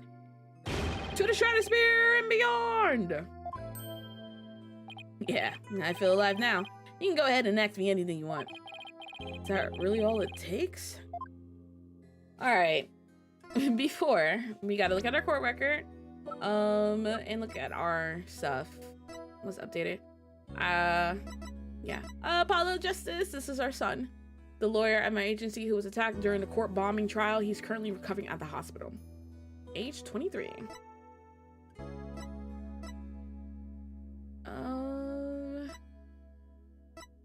Simon Blackquill, 28, prosecutor and prison inmate. He manipulates witnesses through the power of suggestion. Bobby Fulbright, the detective assigned to this case, he led the evacuation effort at the Space Center after the bombing incident. And I'm surprised it doesn't say she's dead. A detective who specialized in bomb cases was on detail at the Space Center, one of the first to find the body. She's also dead, I'm pretty sure. We don't have any new information. Okay. We're gonna present everything to him first, though. What do you think about my all-important attorney's badge? So, what do you think about this? The evidence is gonna get me convicted. No. It's my attorney's badge. I was hoping it would reassure you that we're here to defend you. Evidence isn't just for the prosecution. It can help prove a person's innocence, too. That's a positive spin on things. I thought that was common knowledge. Alright. Clay always used to cheerfully greet me in a loud voice. And he did vocal exercises every morning sometimes until he was hoarse, right? Exactly. You could always hear him, even through the wall. Hey, wait a minute. Did you know Clay? No, but like attracts like, as they say. Yeah, because Apollo does the same. Do you know anything about this piece of evidence? No. Sorry, I'm so useless. No, it's alright. There's no need to get all depressed. Clay carried me out and saved me. But after all that, to be killed with this blade. And the fact that the killer might be me.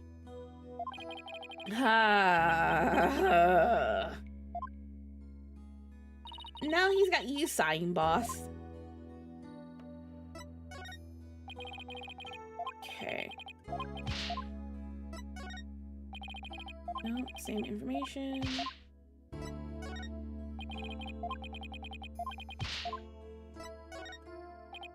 They always used to cheerfully greet me in a loud... Oh, that's the same. Okay.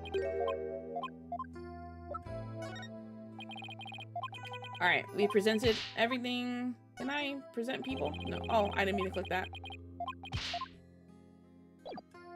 Okay. The case. So you have no memory at all of the incident? I'm so ashamed. My memory of the time is as black and clouded as a dark nebula. Still, it's strange you don't remember a thing. Are you sure you didn't take on one of those anti-anxiety pills like they said at the trial? You got it all wrong. I told him during the investigation too. I don't know anything about any drugs. I never took any medication, I swear. It is true I developed a fear of space because of what happened 7 years ago. And I was taking medication secretly every now and then when my anxiety got bad. Having a fear of space is not something an astronaut can brag about, you know? Oh, so the so-called Hat One miracle? That must have been a terrifying experience. But I'm still an astronaut at heart, come what may. I would never take drugs that might impede my performance just before a launch. That launch meant everything to me. It's more certain than the theory of relativity. He seems like a completely different person now. This is the face of the astronaut I know. They gelled him in spacesuit. That's the best. Let the man change. He even asked if he could change, and they told him no. But the tranquilizers were found in your system. That means someone drugged them. Yeah, see, that's the thing. But I don't know why. I'm done for. If you didn't take them, then maybe somebody slipped them to you. Exactly. That's what I thought. It must have been the real culprit. My medication was in my locker. Anybody could have gotten their hands on it. Maybe the real culprit also planted the detonator switch in your pocket? Yeah, that's gotta be it. I've been framed. I'll say, they even managed to plant your prints on the switch before slipping it in. It's a real possibility. Do you remember anything else that might be relevant? Anything at all, no matter how small. Like about the murder weapon, for example. That knife. I think it came from one of the Space Center's utility kits. Utility kits? Yeah, staff who work on machinery a lot are given these special toolkits to use. All the technicians have them, so I doubt you could prove whose knife it is. It has the victim's blood on it from a set of utility tools used by Space Center techs. I'm gonna throw out a theory, and I would like y'all opinions on it. Low-key, Detective Fulbright is still real sus, because I'm still trying to figure out why is he at the Space Center the day of? At the right time? Like, the timing is just really sus, you know? I'm still thinking about Detective Fulbright. It might be just a red herring, but I don't know, fam. Can you tell us about the Hat One miracle, or is it the HAT one?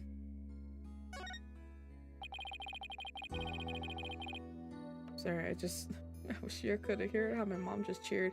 She's watching the Knicks game right now. I'm guessing the Knicks are doing well, or did they just win? I don't know. As I recall, your last trip into space was 7 years ago, right? He keeps clapping. That's right. It was a pretty rough experience. During that mission, we had all kinds of problems with the craft. You did? What kind of problems? Power failure, oxygen leakage, busted radio, cracked windows, loose control column. I'm sorry, and y'all was about to go into space with... This was all the signs that y'all was going to die. The heat shield came off as well as we were entering the atmosphere. Oh my god! You had cracked windows going into space. But I managed to make it somehow with the popsicles and ice packs from the freezer. No wonder they dubbed it the Hat One miracle. It's a miracle you made it back.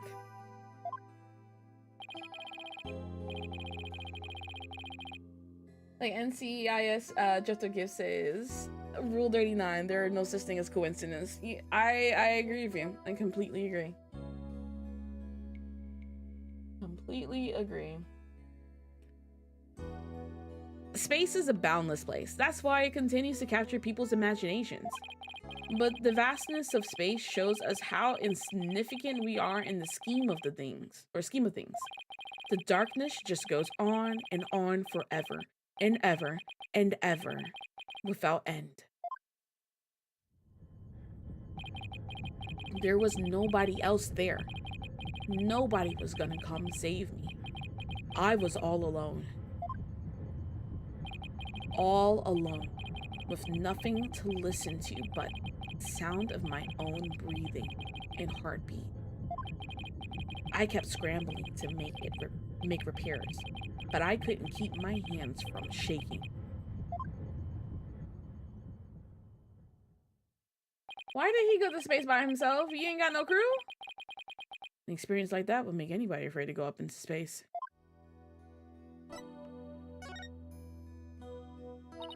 With the experience you had, weren't you dreading this mission?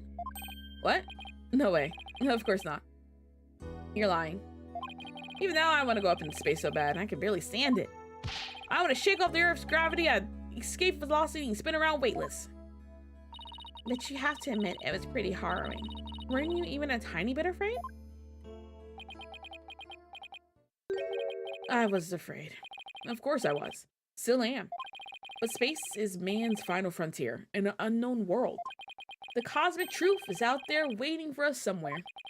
Cosmic truth, huh? I guess there are people looking for the truth in every walk of life. No matter how afraid I am, I'm sure I can manage. If I give in to my fear, I'll never find the truth. As long as I don't give up, I can keep up the fight. One thing's for sure, Mr. Starbuck's passion for space is undeniably the real deal. The victim, Clay Taryn. He was kind of like your protege, wasn't he? Well, it wasn't a big exaggerated deal, like Master and Apprentice or anything like that, but Clay did think of me as his mentor. Mentor and the protege. What a combination they must have been.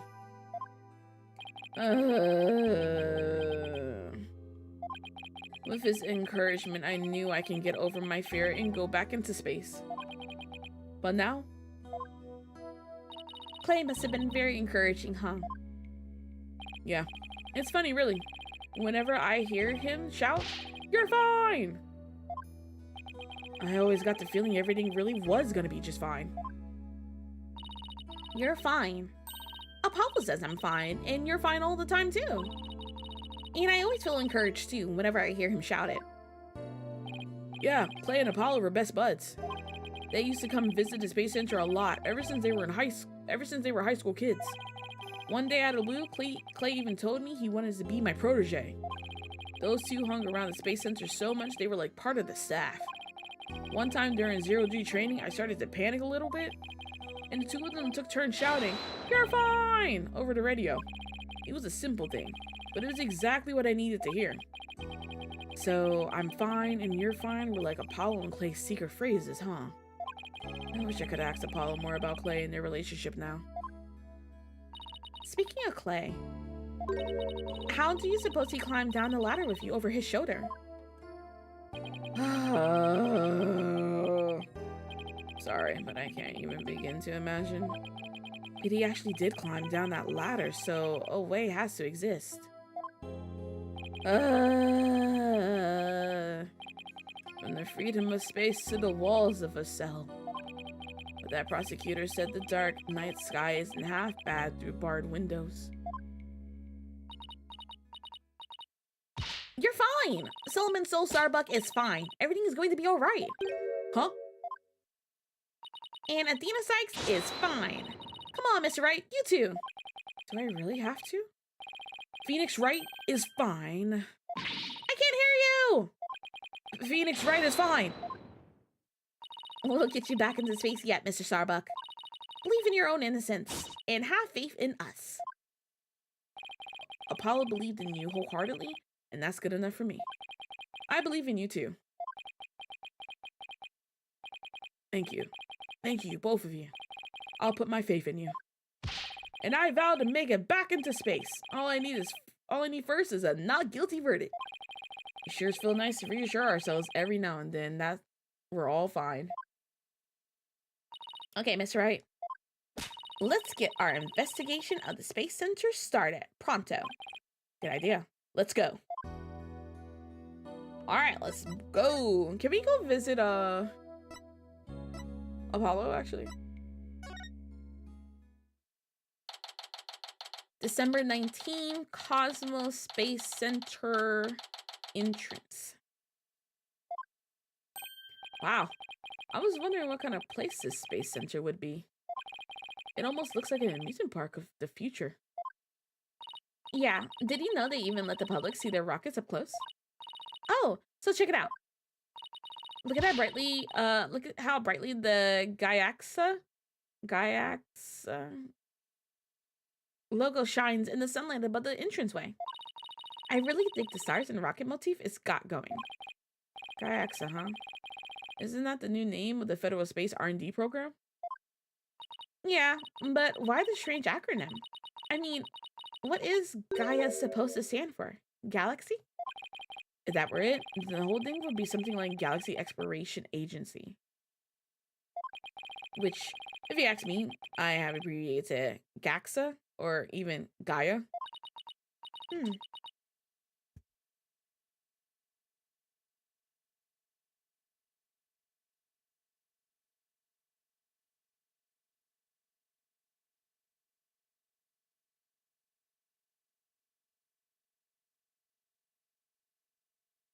Hold on, y'all.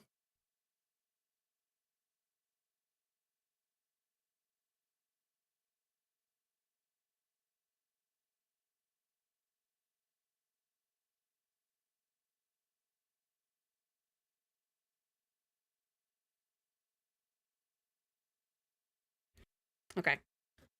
I guess so.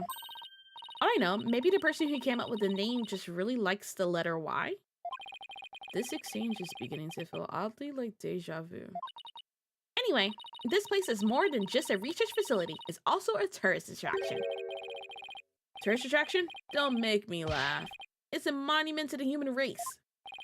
Galactic scooter, full speed ahead. Uh-oh. Oh. Oh. Yikes. Who's this geezer? And what's he want? Look upon me and look well. Behold the great power of space science. Pardon me, but you are... My glorious name is Yuri Cosmos. Okay, this is the killer. Maybe. But this is the director, the other person who had access to the spaceship in the lounge the day of, and quote unquote had an alibi by being somewhere else at 9:28. Making you want takeout? Or mustache? Oh my goodness. I am the director of the Cosmos Space Center, the center of the cosmos. Boss, that was pretty groan-inducing. If this person is the Space Center's director, then that means... Aha! So you were one of the first to discover Clay's body, weren't you? And who was the first to find the victim? Actually, there were two of them. The Space Center director, Yuri Cosmos, and Detective Candace Arm. That is correct. I was honored to be the very first man in all of space and time to discover the body. But this talk of the incident, are you by any chance the space police? You can't tack the word space onto just any old thing, you know. We're Mr. Starbucks lawyers. We're here to investigate his case. Oh, and we're Earth lawyers, by the way. Oh, I see. Yes, I've heard about you. In that case, by my esteemed privilege, I grant you permission to investigate. I trust you appropriately grateful. Wait. I trust you are appropriately grateful. Now go ahead and have at it. I can already tell he's going to be nothing but trouble. Don't let him hear you say that, or you'll see what trouble really is. Let's just be professional and ask him about when he found the body, okay? Alright, first we're gonna present everything to you. Tell us about my attorney badge. Excuse me, but about this piece of evidence. Let me ask you a question. What will that object contribute to the future of mankind? What? Not much, I guess. And then how important could it be? Quite unlike the great historical figure Yuri Cosmos.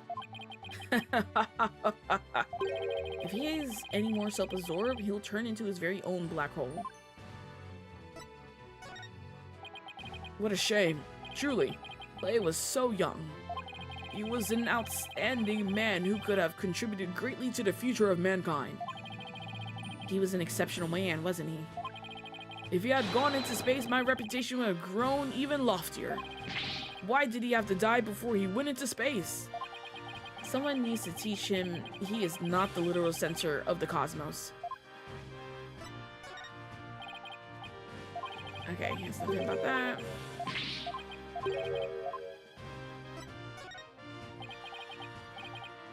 Okay, that's also the same. Nothing to say about that. Also nothing about that.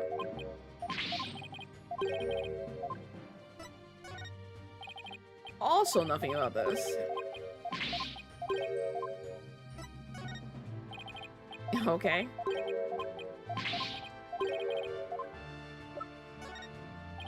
So he doesn't have much information for us in general, based off of evidence. Gary Cosmos. So, as director, what do you do here at the Space Center specifically? Defend peace across the galaxy and promote space development in this country. No matter what obstacles stand in our way, we keep going, for the sake of mankind. I believe I used the word specifically in my question. Attention all personnel to your break stations, prepare for break. Oh, I get it. You just wander around and tell people what to do in a self-important manner. That is exactly right, because I am an important man. My manner is important. Mr. Wright, this man doesn't get sarcasm. Well, there's bound to be some people like that here in the boundlessness of space. What's that? You want to know what it is that makes me important specifically? Very well, I will tell you. I was the central figure of the HAT-1 project. You may proceed to appropriately impress. Oh, be appropriately impressed. Now go ahead, have at it. I might be more impressed if I knew what he did for it specifically. Could you please tell us what you know about the incident from the other day? I refuse. What? Explaining is a job for common folk, not the director of the center of the cosmos. My testimony, which will go down in space history, will be heard in the courtroom. What? So that means you'll be taking the stand tomorrow? That is correct. I will be the most glorious witness in the history of mankind. I'm not sure if he really understands what being a witness is all about. Looks like Director Cosmos is the type that only talks about what he wants to talk about. Then let's at least try to ask him about the things he might be willing to open up about. The HAT-1 was a rocket that was launched into space 7 years ago, correct? And despite numerous problems, it somehow made its way back home? I suppose it is part of my job to educate ignorant young folk like you. Very well, I will impart to you the complete story of the HAT-1 project. Oh, thank you very much.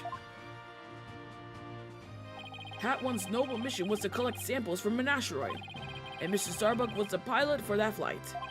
Eventually, the HAT-1 reached its planned orbit, from where it launched the Hope probe toward the asteroid belt. From there, the Hope probe began its long, lonely journey into the far reaches of space. Then, after a terrifying struggle, the HAT-1 returned safely to Earth. That struggle was when the incident known as the HAT-1 miracle occurred, right? Correct, and it truly was a miracle. Of course, they just had to turn the ordeal into a movie. As for the Hope probe, it did eventually arrive safely at its destination. It attained a few samples from the asteroid and returned to Earth but a few days ago. So what kind of samples are they? What's in them? So it took 7 years for the probe to collect the asteroids and come back to Earth. They made a movie about the miracle. I wonder if he's jealous of Starbuck getting all the glory for the mission and not him. The samples are scheduled for analysis in the near future. We haven't had time since they just came back the day before Terran's murder. Regrettably, we had no time to inspect the samples due to everything that has occurred.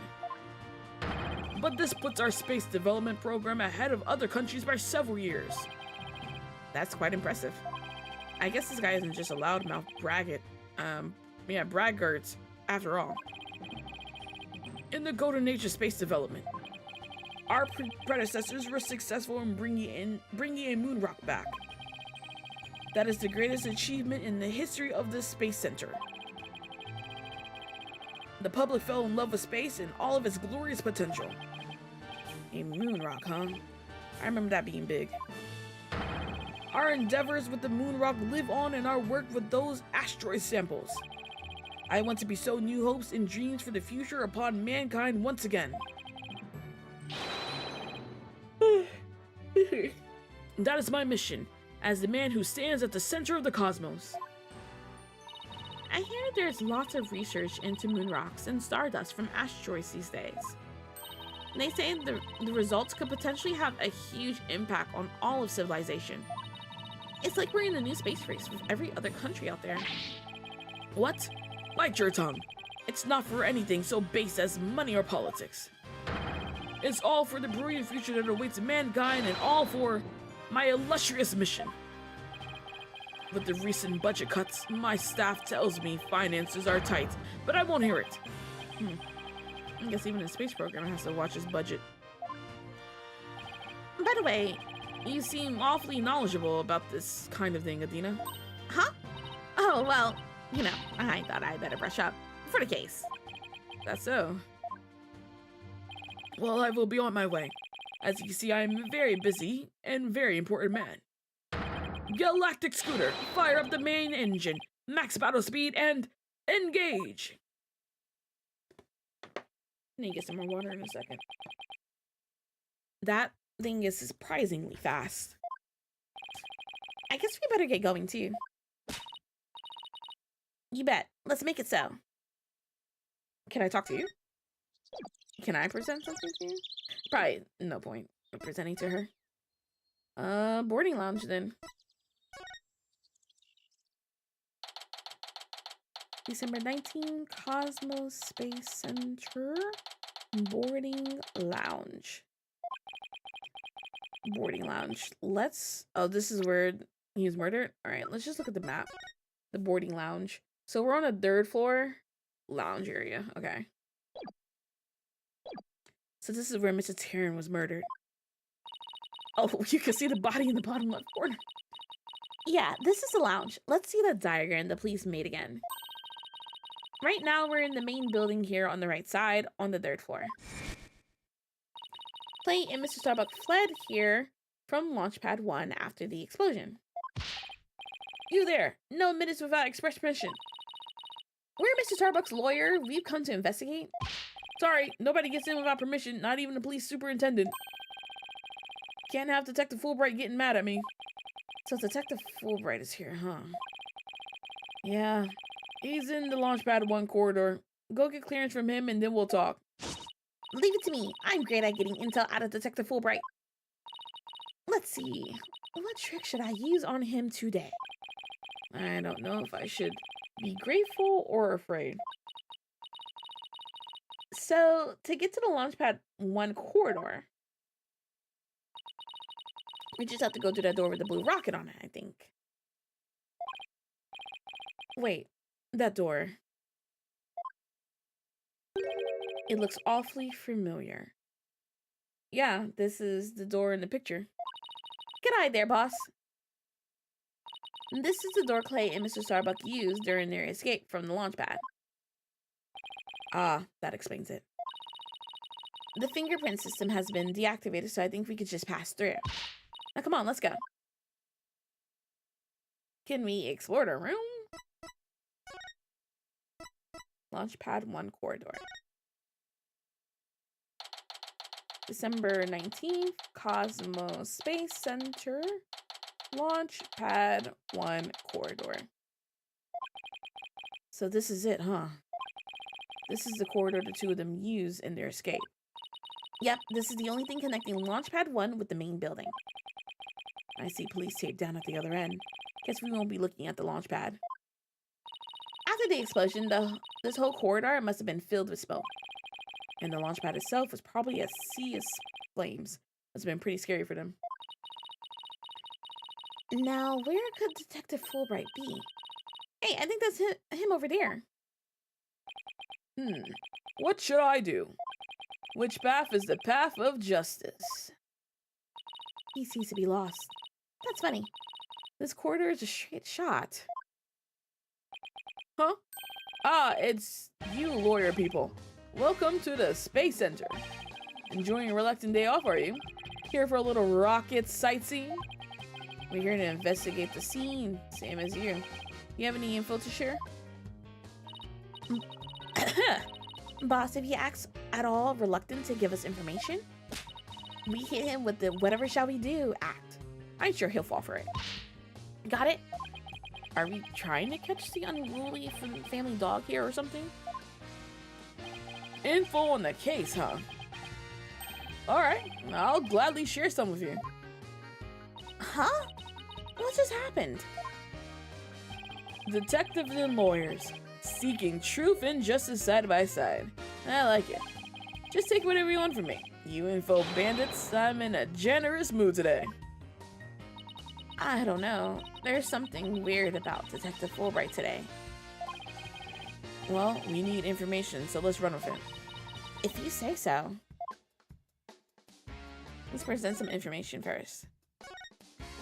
Something for the lost and found? I'll be sure to take care of it. No. This is an important piece of evidence. The victim went to all that trouble to save the defendant. And then he was mercilessly killed. Is there no justice in this world? Justice was trampled underfoot that day. That's right. Acts of justice and selflessness are not always rewarded. It pains me to say it, but I've come to realize the truth in that recently. Sounds like he and his personal philosophy are going through a midlife crisis.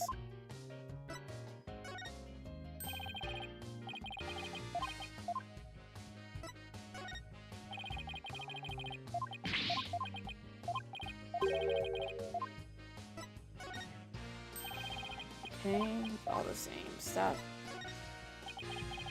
When the explosion occurred, everyone was on the verge of panic. But the important thing is that no one from the general public was hurt. And it was all thanks to the evacuation efforts we headed up. After that, you escaped the building yourself as well, right? Me? Escape? Nonsense. I wanted to run straight towards the blast. It was the other detectives who stopped me. We gotta get you somewhere safe, sir, they said. Maybe you should take your own evacuation order more to heart next time, Detective.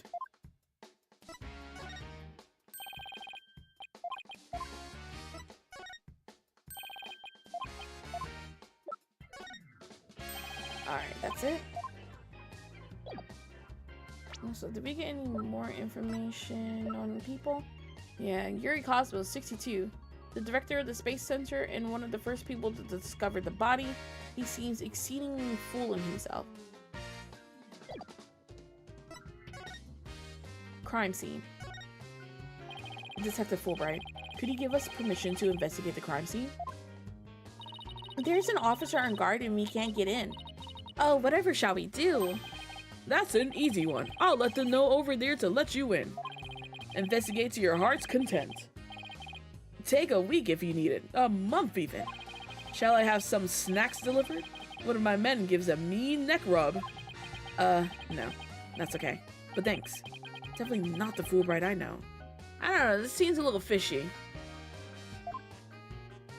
Detective Fulbright is acting sickeningly sweet. It's kind of gross, actually. You think he's hit his head or something? Who knows?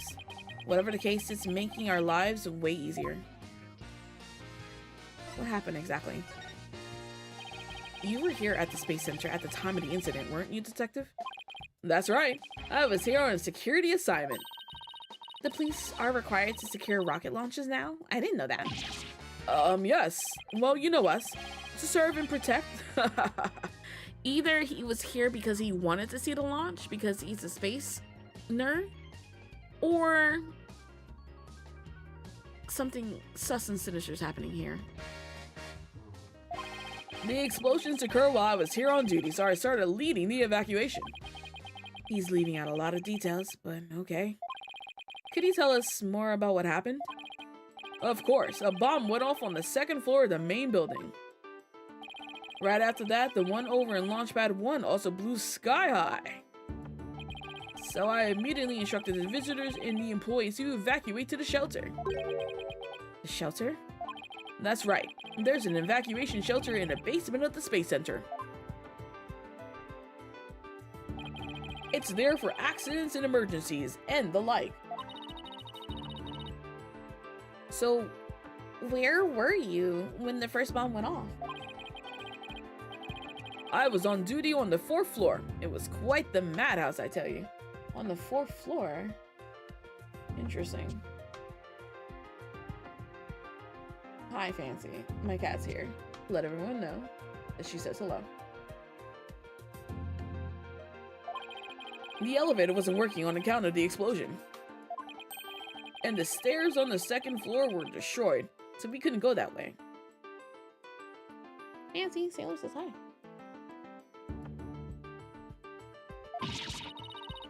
Then, wasn't it impossible to get down to the basement shelter? No, we lowered an emergency ladder from the 4th floor window and escaped that way. It was a folding ladder, so it wasn't very stable, but at least it reached the ground. After I secured the ladder, I left to take another look around for any other survivors. Once everyone else got out safely, I made my way down to and headed to the shelter. Wow, what an ordeal. But climbing down an emergency ladder kind of sounds fun. Nancy, hi. She's falling over on the ground over here. Thank you for your answers. Oh wait, wrong person. Thank you for your answers, Detective. They were very helpful. Just a moment. I have some more information to share with you. But don't tell Prosecutor Blackwell, okay? Wow, and Prosecutor Blackwell usually has you on a short leash too. Well, never mind that. I thought you should know that there was a witness. What? Can you tell us more about this witness? Sure thing. The witness was a Space Center employee who was on the 4th floor. While she was climbing down, she looked through the window into the 3rd floor lounge. So she was looking into the crime scene from the outside? That's right. It was just a matter of chance that she saw something important. Not that I know what she saw exactly yet, though. You don't? But that's the most important thing of all. Don't you worry, I'll get around to interviewing her soon enough. She should still be somewhere here in the Space Center. You might even run into her. 4th floor employee, huh? Alright, thanks for the info, Detective Fulbright. Gee, you sure are being cooperative, Detective. A little too cooperative, even. Yes. Well, actually, something you can't talk about? Yes, something like that. Anyway, never mind. Don't worry about me. Well, I'll be on my way now. What was that all about? Something is definitely going on. I'm going to get out of him the next time I see him. Okay. I'm not so sure he'll talk about it, though. Well, we have permission to investigate now. Let's head back to the boarding lounge.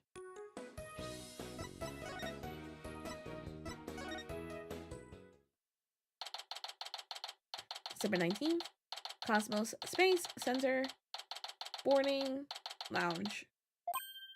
Ah, you too. Detective Wright has granted you permission to investigate. He also said I should bring you some snacks or give you a neck rub tube if you'd like. Oh, that's alright, but thank you for the offer. Well, time to roll up our sleeves and start investigating. Now let's see. Where's that diagram again? So this lounge is on the 3rd floor of the main building. And according to Apollo, this is where he believes a third party killed his friend. Well, let's start the recap and start looking for traces of this third person then. You read my mind, Adina. We'll make that our first priority. There's just one problem, though. This room... it's just so big. Don't worry. We can use this to help us. A Space Center pamphlet? For tourists? Yep, picked it up at the entrance. These maps inside should come in handy. Let's see. Yep, here it is. A map of the lounge. This is the door we went through to talk to Detective Wright. Oh yeah, that's the door with the fingerprint recognition lock. Well, I guess this map will make things a little easier. Space Center pamphlet added.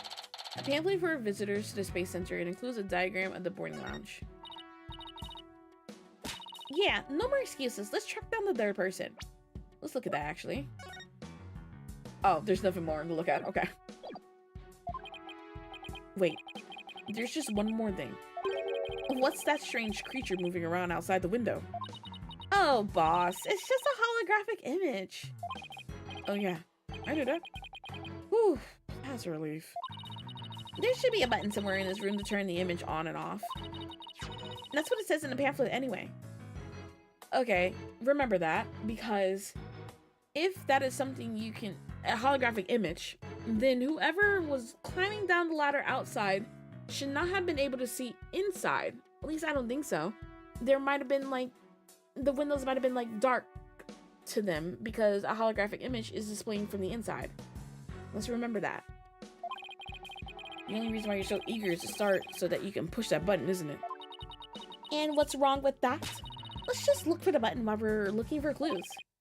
All right, fine. Let's get investigating. All right, let's examine.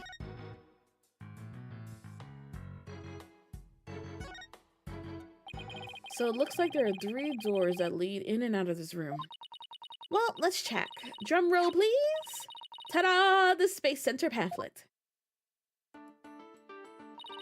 We're here at this place that says Boarding Lounge 1. Here are the 3 doors. Let's call them Lefty, Righty, and Downy. People usually say west, east, and south in a case like this, you know? Details, details. Anyway, take a look at the west door. That door with the rocket icon leads to Launchpad 1. I know because it says here on the map, Launchpad 1 corridor. But that's where we were with the detective. It was filled with smoke after the explosion. Right. Next up, the right-hand side of the map, or east in your world. That's the door with the satellite dish icon to signify communication, aka the control room. Yep, it definitely says control room. It looks like it has another door on the opposite side. Wait.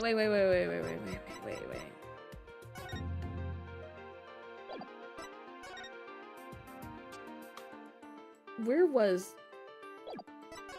Okay, I don't have any proof of it. Hold on. They say, they said earlier where Yuri Cosmos was for his alibi at 9:28. He was somewhere. Was he in the control room? Was it the control room? Cause he's definitely the killer then.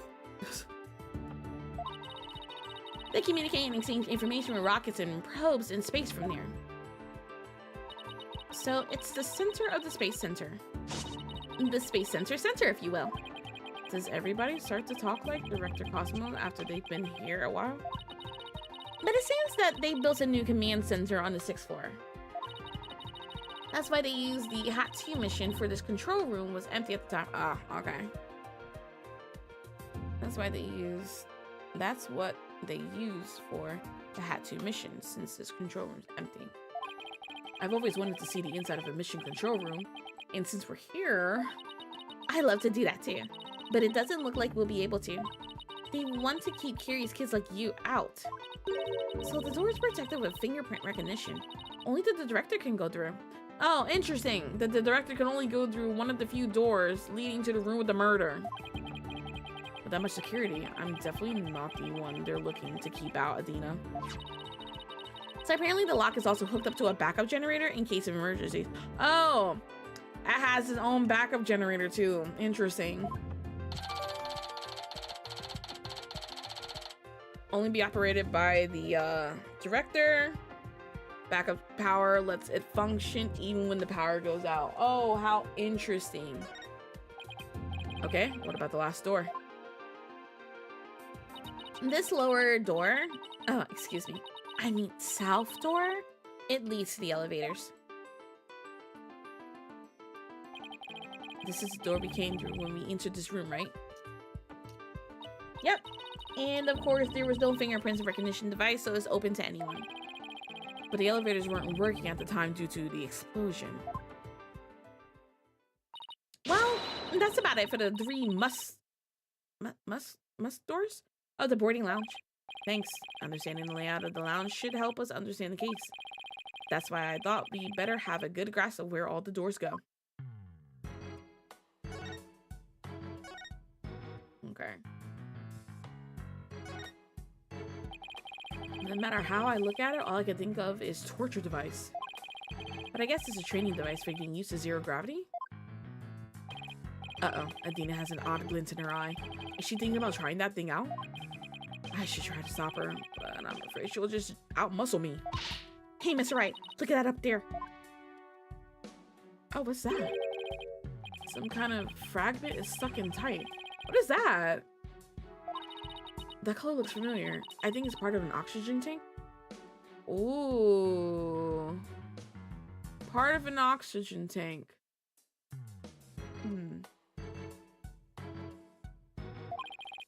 I think you're right. But if that's here, it means Clay's tank ruptured after they arrived at the boarding lounge. Ooh, okay.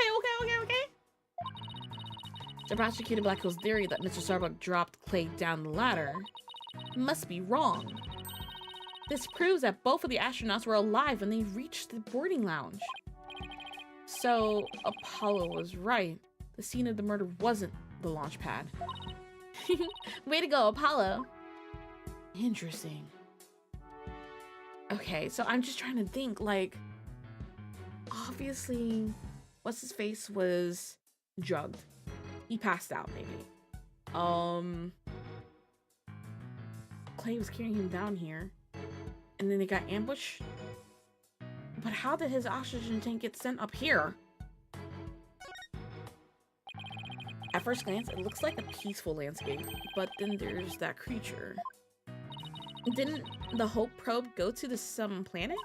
Maybe this is what its surface looked like. I don't know. I think it would have made the news if they discovered a creature like that. It did make quite a news, though, when the probe came back. Yeah, but the Hope probe didn't even go to a planet. It went to an asteroid. That's a big rock kind of thing. Even aliens can't live there. That's some pretty futuristic looking furniture over there. According to the pamphlet, those are no ordinary chairs. They're like amusement park teacup rides. You can power them yourself, it says. If you spin the table, your chair spins too. Why would anybody want to have something like that here? It's for astronauts who have trouble with device on the ceiling. No vertical spins. It says it's a training device that's easy on the eyes and on the body. Can a person really call themselves an astronaut if they can't handle zero G?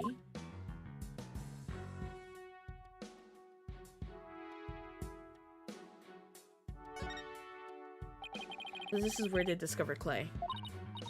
Yeah, he was already dead when they found him. Let's take a look at the photo.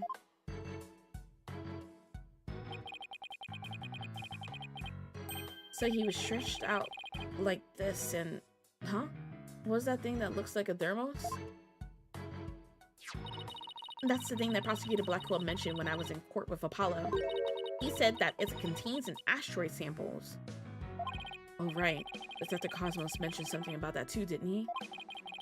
And that they were brought back only 5 days ago by the probe that the Hat One launched. I wonder what they look like. Don't you think they'll let us see? Do you think they'll let us see? Let's think about that after we solve the case, okay?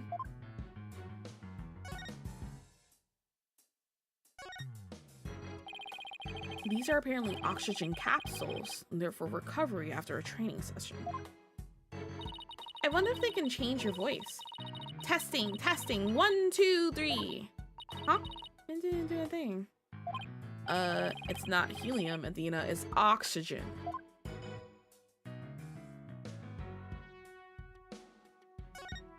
Mirror? Oh, a mirror. How thoughtful of them to put one here. Thoughtful. So the ladies can fix their makeup. One's appearance is just as important in space as it is on Earth, you know.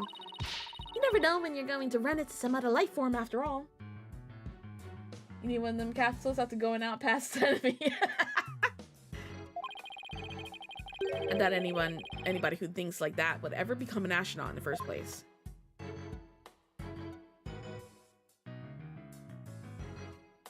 Okay, nothing else.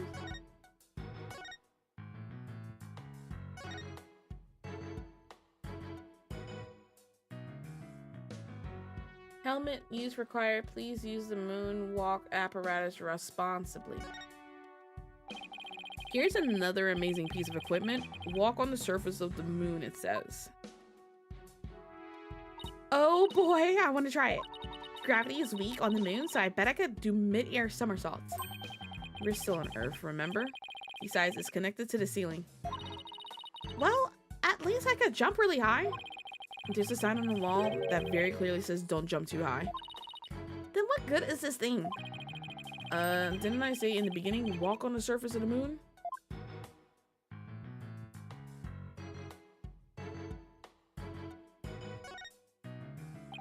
What's this thing? A trapdoor?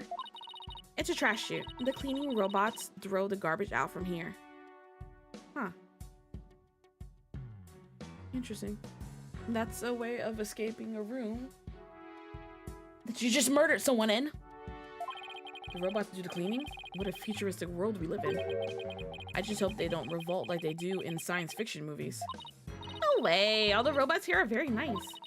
Actually, wasn't there one in the Launchpad room, Launchpad 1 corridor? You can go say hi to it if you want.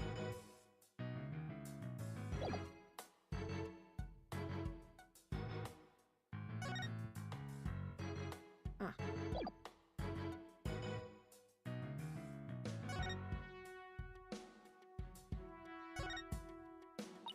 Let's see, this door is, where is that pamphlet? Here we are. It's the door to the corridor that leads to Launchpad 1. We went through it earlier when we went to talk to Detective Fulbright. So I guess the security lock must be disengaged now, right? They say that the corridor was filled with smoke at the time of the bombing. This thing besides the door, this must be the fingerprint recognition device. Which reminds me, I think Prosecutor Blackwell talked about it at the trial. The notion of a third party in Launchpad 1 is utterly absurd. Just to enter the area from the lounge, one must pass through a door guarded by a fingerprint recognition device. Allow me to say it up front that there are precious few with the clearance to do so. Then does this mean that the bomber's prints were verified by the system? But the number of authorized personnel was supposed to be really small. Voila! Fingerprint powder! I brought it just in case something like this came up. I found it at the office. I've been itching for a chance to use it. I never got use this in the last game. Wow, way to think ahead. Now let's dust this fingerprint recognition device and see what we can find. You got it. Now to sprinkle some here and a little right there and voila!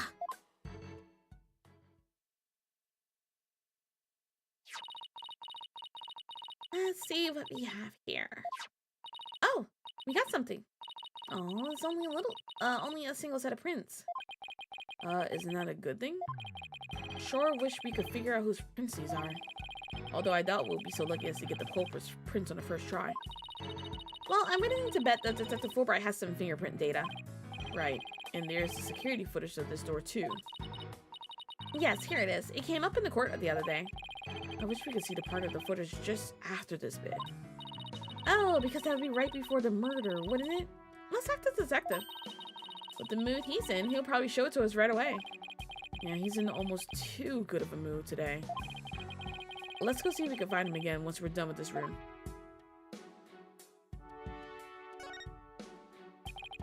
So this is the fingerprint recognition device. I guess you put your hand on this hand mark.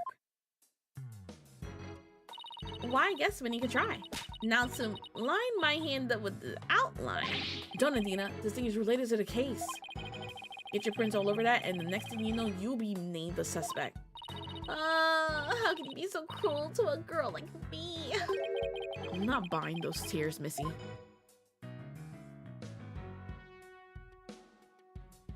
Okay. right, just making sure I looked at everything.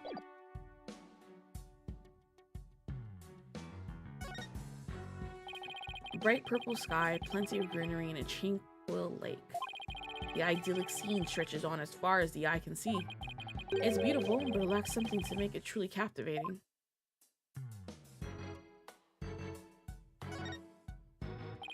This must be the security camera that recorded the astronauts making their escape. Oh, let's commemorate the occasion with a love and peace. If you're done now, shall we move on? Yeah, okay. There's just one more for the road.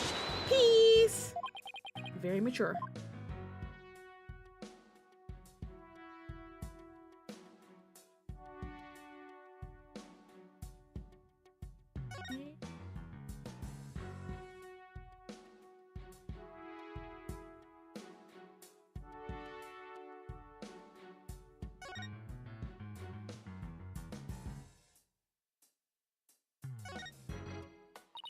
A window, and is right next to the holographic image too. I bet it's here to help people see the stark contrast between reality and virtual reality. Way off. It says emergency ventilation. You know, to clear smoke from a fire. See, it's pointing out the virtual insanity of reality. I wonder if this is the window that the person from the 4th floor was looking through. Okay. But I think we got everything from here. We need to talk to a detective in Launchpad 1. Or not.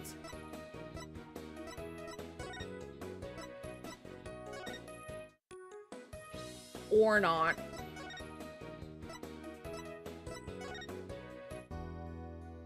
Hey, I got some more information for you.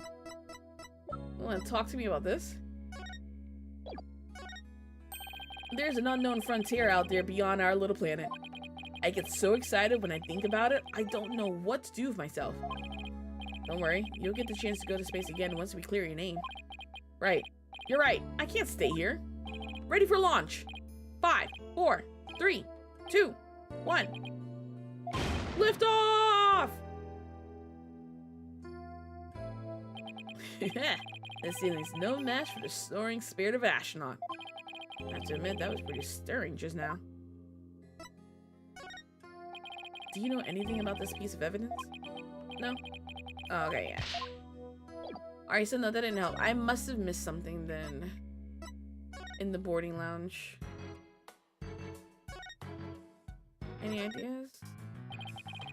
What to do next? Okay, Adina.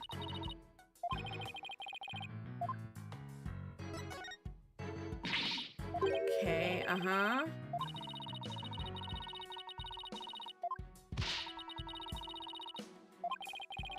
You're not.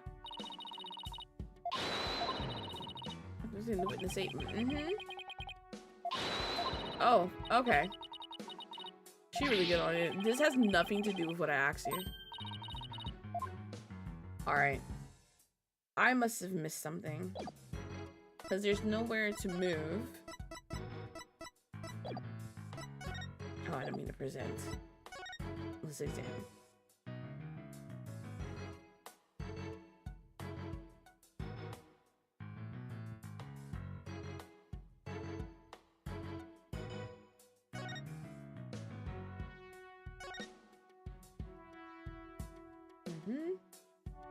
Oh, that. I wonder what this big knob is for. It looks like the knob on a stove. Well, it's the same shape, but I think that's where the similarities end. I mean, it's behind the glass pane. What kind of stove would require a knob security like this? Well, the knob is straight up and down, so if it was for a stove, the burner would be off. It's up and down. What does it look like in the actual picture? Ah, it's to the side. Look at that. The knob is different direction. I wonder what that means. I wonder if that's like an emergency button to open the door when you don't have fingerprint access. Right. If it was for a stove, so I wonder what it's really for. Something turned on by a knob that's not a stove. How about a rocket engine? If you had to start the engine here, the rocket would take off before you can get in. Then I guess we can all say for now it's the mystery knob.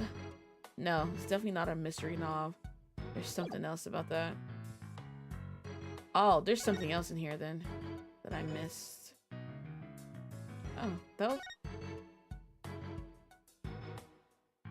What? Hey, I see something shiny down there. Let's take this cover off then. Is that a bullet? What's this? It looks like a metal jelly bean. It's really small, but it's a bullet. It's only about 2 to 3 milliliters in diameter. What's a bullet doing here? Let's see. That would make the caliber 10? Caliber refers to the diameter of a gun's barrel, right? Yes, but I've never heard of a .10 caliber gun before. This bullet must be for a special kind of gun. I bet if you tried firing a bullet this small with a regular sized gun, it would just fall right out. Yeah, it must have been a really small gun. I wonder how the bullet ended up here. I mean, we're in the bottom left of the south door side of the door. Wait. We're in the bottom left? On the south door side of the room, according to this map. That's pretty far from where Clay's body was. Maybe the police didn't think to look here? Yeah, maybe Detective Fulbright accidentally handed us just the card we need. Discovered in the gutter that runs along the south wall of the boarding lounge, it was fired from a .10 caliber handgun.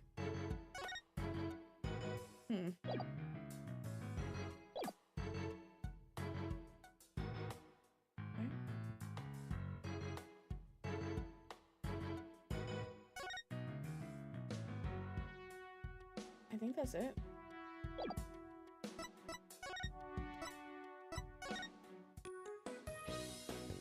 Nope. I missed something else. Okay.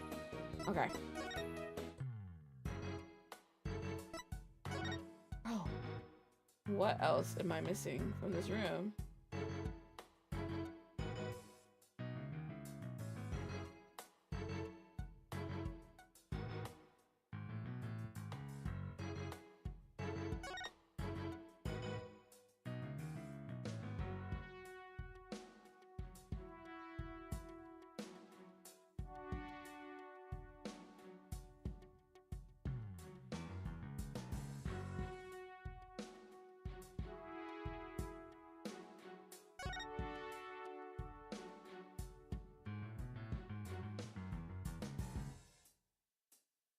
Oh, bro, hide and seek, man. Modern games haven't checked mark, so you know we checked already. Hey, Jaxus, what's up? Long time no talk. How are you? And you're actually right, cause ooh, I'm that type of player who needs the confirmation that I've looked at something before. Hi. There's some kind of piano with 2 buttons on it here. Just push it. That's the invariable principle of buttons. There's such things as buttons left unpushed. Ah, that's how we turn off the thing. Hope you've been good. Glad to catch you live. I am doing alright, and I hope you are too. Hey, the giant holographic image disappeared. Yeah, though that side of the wall seems kind of barren without it now. Still, let's see if you can't find anything new to image off. Oh, so there's more to look at? Okay.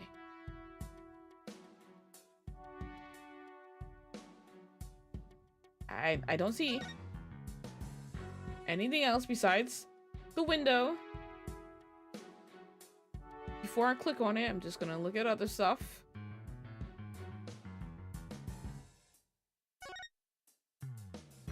Oh, that's not a spider web. That's a crack from the bullet. From the bullet. But wait, no, the bullet. There's no way the bullet was in here. But then that might explain why this is hanging up here. Interesting. Okay. With the holographic image off, the screen is completely black, which, for some reason, makes me think of losing an argument to Prosecutor Blackwell in court. But at least it's got my brain revved up. I come up with my best ideas at times like these.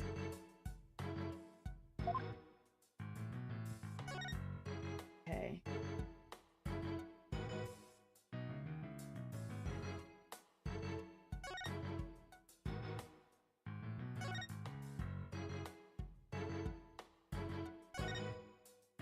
Hey, Mr. Wright, take a look at this. It looks like a bullet hole. Great find, Adina. It's pretty big. Whoever fired the shot must have been using a pretty large gun. You think so? Based on my experience, I say this was fired from a regular pistol. You really want to sit in that chair up there? Low-key, me too, actually. Well, whatever size it was, somebody fired a gun in here, right? Apparently. This is an important fact. Do you see a bullet around somewhere? No. The police might have taken it, though. Bullet hole added to the report. A single bullet hole was found in the boarding lounge. The bullet itself is missing. Okay, so we know for a fact that Clay's oxygen tank has malfunctioned because he quote-unquote fell down a ladder. Obviously, or not fell down, it was pushed off the pushed down, you know, from a distance. Obviously that didn't happen, proven wrong. But if Clay was shot at and it missed him and hit his oxygen tank, that would explain why there is a bullet hole in the window as well as part of his oxygen tank in the ceiling as damage from the bullet. Also, you're right, anybody outside the window would see black. Yeah. So that makes me think that that employee from the 4th floor either didn't see anything, or that window to the right where the door is, that's the window they looked through. We're gonna have to figure out when we cross-examine them. Whoever that witness is, I mean, not victim, witness. Let's ask Detective Fulbright about this bullet hole later.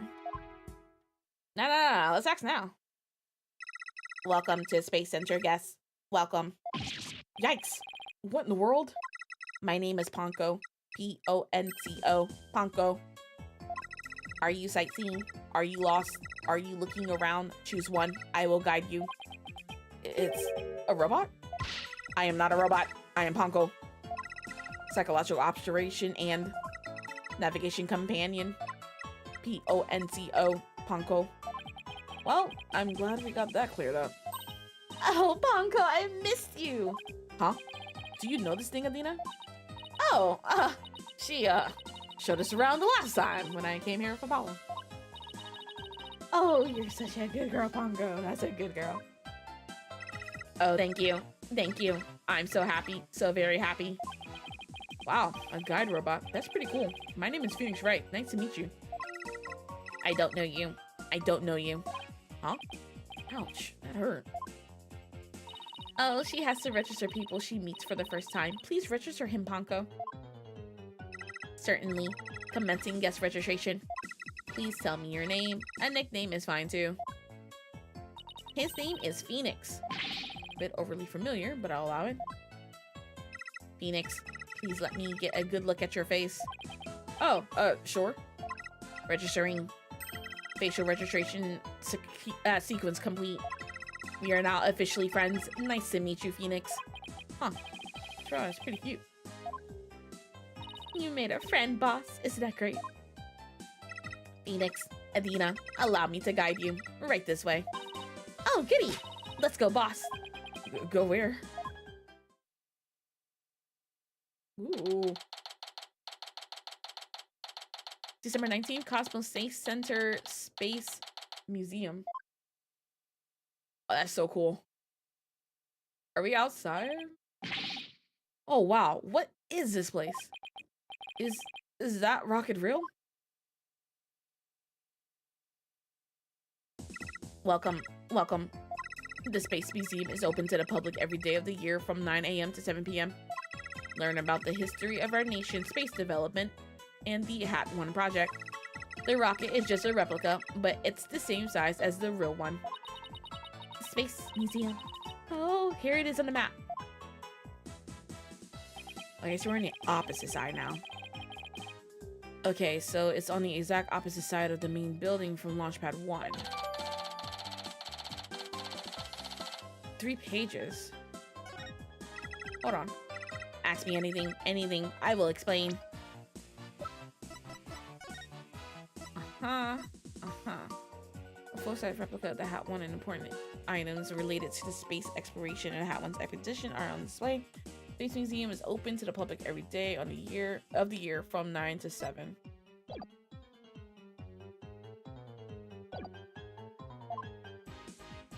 Well, can you tell me about my attorney's badge? I am sorry. I'm afraid I don't know anything about that. Oh, okay, no problem. I'm so sorry. I'm so sorry. I wasn't helpful. I'll try to do better in the future. Please don't hate me. Poor thing. Now I feel bad for asking. I doubt they'll have any information or anything, but it's not me if I don't present everything. Oh, this facility is Yuri Cosmo's greatest achievement. Oh, I didn't realize it was the personal achievement of just the one man. Director Cosmos taught me to say it like that. It's actually a facility for space development, but don't tell anyone I said that. How could Director Cosmos teach such a pure and innocent robot to lie for him?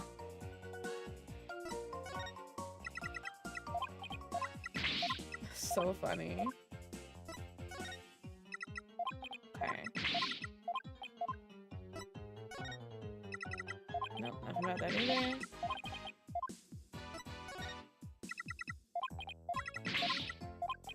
Honko, chill. It's okay if you don't know any information. But like I said, it's not me if I don't present every single thing to every new person.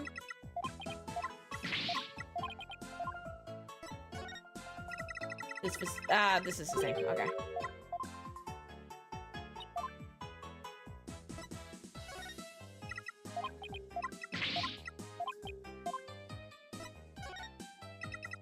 This bullet. Okay. In the bullet hole. Alright, that's it. No other information. Let's talk. The Hat 1. This is quite the place. I can't believe we get to see a rocket this close up. This is a replica of the Hat 1 that was launched 7 years ago. It's exactly like the real Hat 1 inside and out. Its little brother, the Hat 2, was supposed to launch the other day. I wonder if Ponko knows why the launch was cancelled. Over there is an exhibit about the launch 7 years ago. Check it out. Check it out. Spacesuits. Photos, newspaper articles. I'd like to come here again one day on on a day off. Hey, what's this a photo of? Ooh. Ponko, what happened to you? Why are you covered in bandages? But okay, so we see Clay, we see Starbuck, we see Yuri Cosmos, but the other two we have not met yet. Phoenix. That's the staff of the Hat 1 project. How is Clay a staff of the Hat 1 project? Hold on.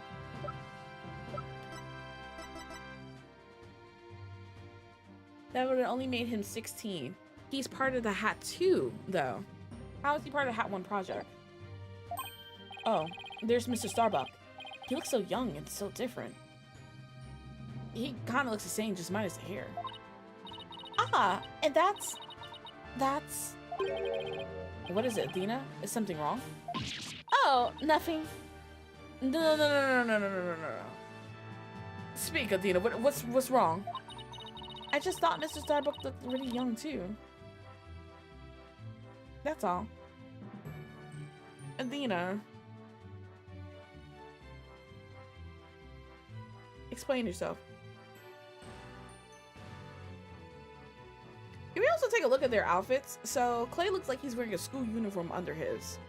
I don't know about Starbuck in Yuri Cosmos, but girl with the purple here looks like she's wearing like a lab coat of some sort under.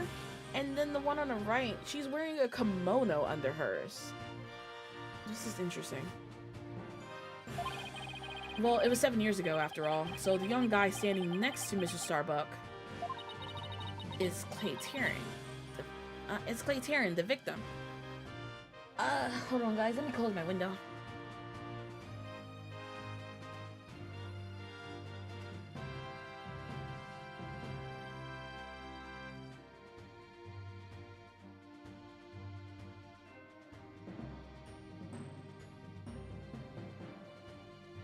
It was starting to get a little cold. Adina lying, put her in the headlock and get the truth out of her. Right. She does have ulterior? No.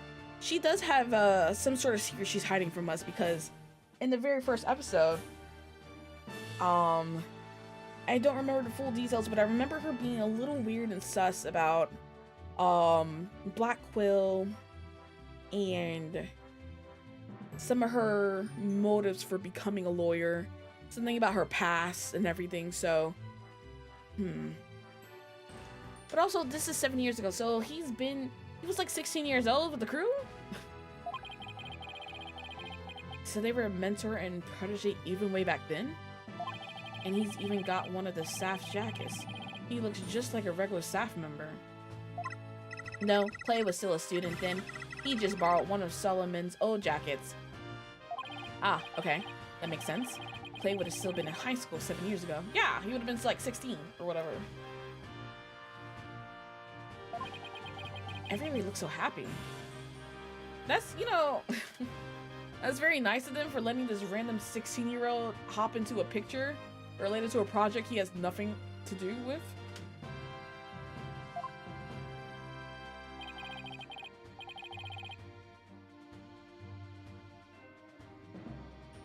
This space museum is great. What fantastic exhibits.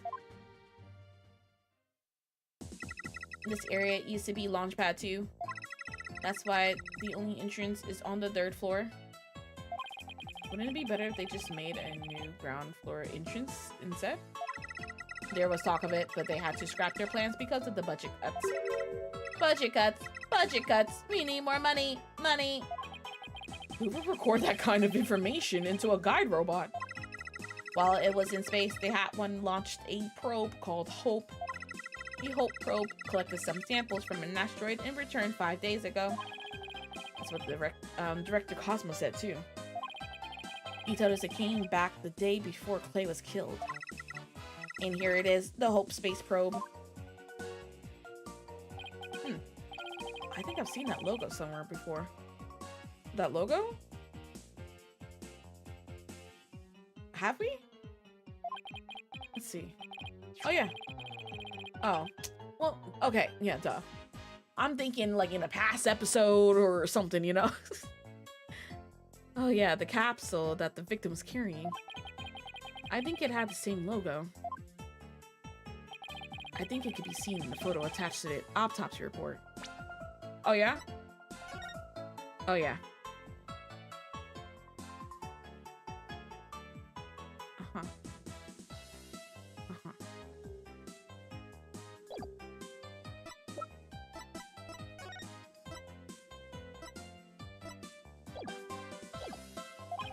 Maybe she'll give me some more info if I show it to her.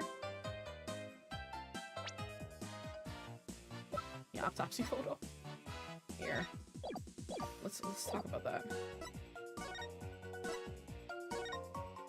Honko, do you recognize this capsule here in the top right? Checking registered data. I know. It's the Hope capsule. It was carried inside the Hope probe. It contained the asteroid samples, right? Yes, it was designed to store the samples gathered by the Hope probe. It's been stored in the safe in Launchpad 1 ever since it returned to Earth. It must not be removed. It must not be removed. Don't worry, Ponko. The people in charge already know what happened. They do. They do. I must ask them later. So the capsule... Oh, my controller is dying.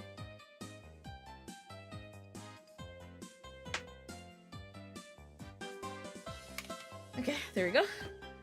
So the capsule was being kept in Launchpad 1, huh?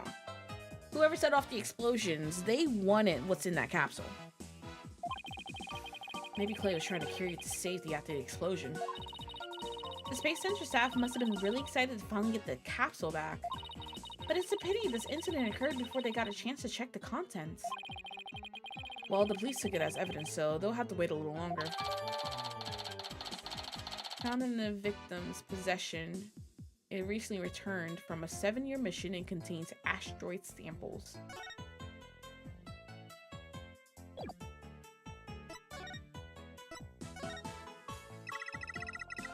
The way the Space Center launch pad is set up is really cool. Would you like me to tell you about it? Would you? Set up at the launch pad? Gentle on my spiky-haired mind. I wanna know! I wanna know! Phoenix wants to know too. Great. Now Adina's got a case of ponchoitis. Ponchoitis. Hooray, I will tell you then. The rocket is built right inside the launch pad structure. When the rocket is complete, it's moved along with the launch pad over the rails.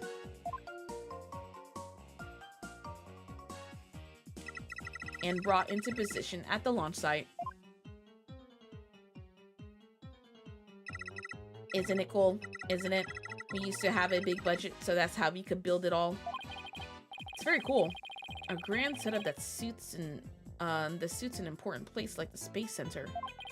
I guess everyone is hoping for a bigger budget next year, myself included. I'm guessing the whole thing is operated from the control room, huh? That it is, but it can also be operated from the new command center too. Either way, the safety lock in the boarding lounge has to be first disengaged. The safety lock in the boarding lounge has to be engaged first. In the boarding lounge. Oh, come on, picture.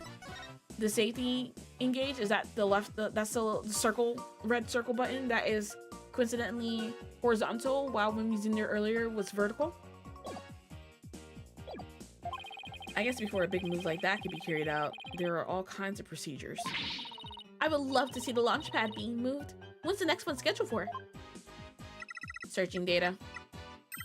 All future plans have been put on hold because of the bombing and the murder, I'll bet. Which is perfectly understandable. Well, when was the last time it was moved? Searching data. I'm sorry. That answer isn't in my answer database. I guess Ponko could only answer certain questions. Well, we certainly learned a lot about the Space Museum. Thank you, Ponko. You explained everything very well. I love to explain. Thank you for listening. Thank you. You two are like old friends. It's hard to believe you just met recently. It's because Ponko is so friendly. Well, we should investigate. Well, what should we investigate next? Let's go find Detective Fulbright. We have things to ask him about. Let's see, the security footage and the fingerprint data, was it? And a bullet hole. Okay, let's go back to the Launchpad 1 corridor. Bye, Ponko! See you later. Come again. Come again. And don't forget to visit the gift shop. Poor Ponko. What a Dickensian life we are forced to lead.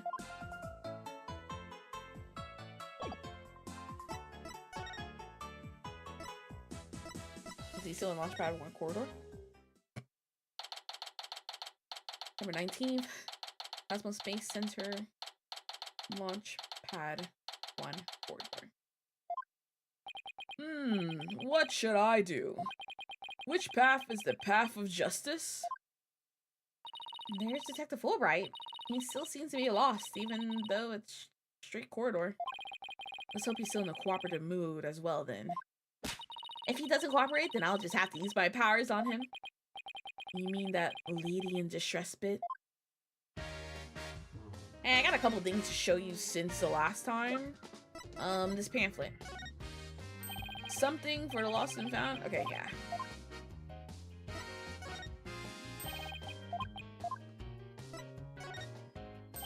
Oh, you don't want to talk about a bullet I found? Oh, he ain't telling me nothing. We might have to revisit these when he's wanting to talk. Bullet hole at the scene. We found a bullet hole in the wall at the crime scene. You did? Our team found that too. It was Detective Arm who fired that bullet. Why? Detective Arm? That's right, a warning shot from the defendant. Was it really such a high threat situation that she needed to do that? I'm afraid I don't know the details, what with Detective Arm gone and all. But I thought there were two people who discovered the crime scene together. You already know Director Cosmos will testify tomorrow. Oh, so tomorrow we'll be able to... I couldn't read the sentence at all. Okay. We already know the directive... I can't read anymore. We already know Director Cosmos will testify. So tomorrow will be about what he knows. You have nothing to say about the bullet hole at the sea. But let's talk about the bullet hole at the sea. Exactly. Hey, you're pretty smart. That's exactly what we're planning to serve as the main course. I hope it goes down easy. Fingerprint data? Detective, we'd like to run a comparison on some prints we found in the boarding lounge. Ah, yes, I just happen to have compiled the print data of everyone related to this case. I can always make another copy for myself, so it's all yours. Consider it a gift. This is quite a bit of data. Well, when I said everyone, I meant it. The prosecutor Blackwell said to dig deep, so that's what I did. It sure took a while, though. Whoa, you got Apollos in my prints. You even got prints for all of the robots. I guess when Blackwell said to dig deep, Fulbright didn't bother to ask how deep. Ah, these fingerprints are here too.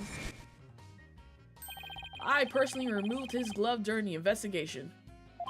We had to get his fingerprints to confirm his identity after all. I still can't believe he took off his glove to get his fingerprints. Yeah, well, you can't blame me for thinking they're important in this case. There are a lot of doors that require fingerprint verifications in a lounge. So depending on whose prints we find, it can completely change the tide for both scenes. Makes sense. After all, the corporate's prints did get them past the fingerprint lock somehow. Oh, and take this picture, it might come in handy. Isn't this just a photo of the Launchpad 1 door? Yep, but Prosecutor Blackwell seemed really interested in it for some reason. Why? Because the disengagement button on the side is vertical? Huh? What's so important about this door? Beats me, but boy, could you see the gears in his head going into hyperdrive at it. Sounds like this is going to be a major point of contention tomorrow. No, let's... Besides what I already know. Oh, God, where's the picture? This one. No!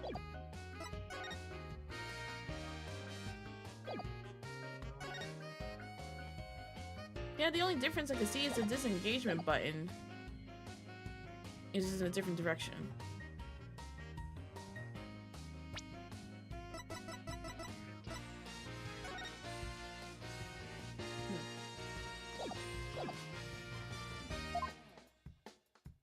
Hey, don't forget about the print comparison, boss. Right. Detective Fulbright, do you think you could run the test for us right now? You just leave it to me. In justice we trust.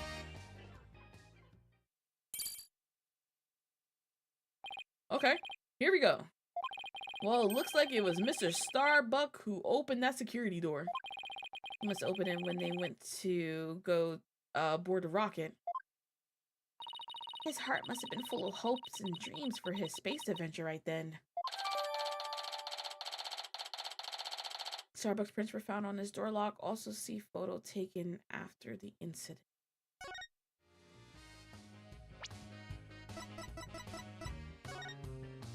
Only the prints of Director Cosmos, Starbuck, and Terran are authorized with backup power. Prints and recognition attempts are recorded via security camera. Starbuck prints were found on the scanner screen after incident.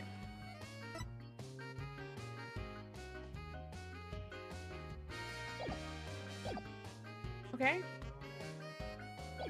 Then we're done with you.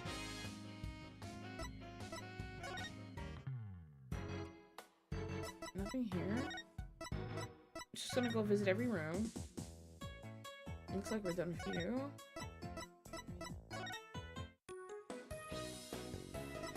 Was we supposed to talk to him something else? Let me start about his print.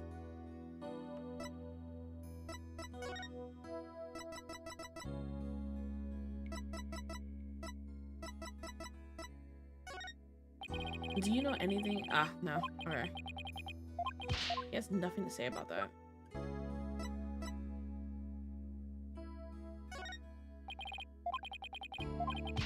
Can't remember if I gave this to him.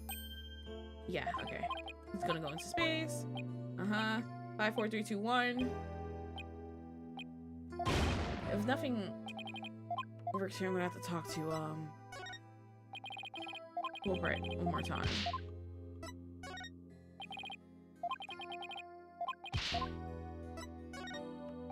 Okay, yeah, he has nothing to say to me.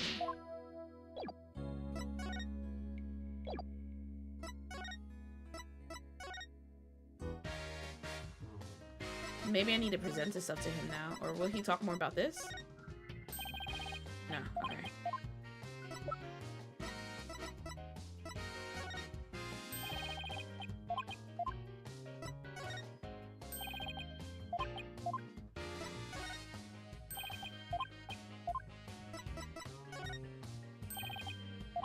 Huh? We talked to you. What am I missing now? Do we need to talk to the robot some more? No, we got that.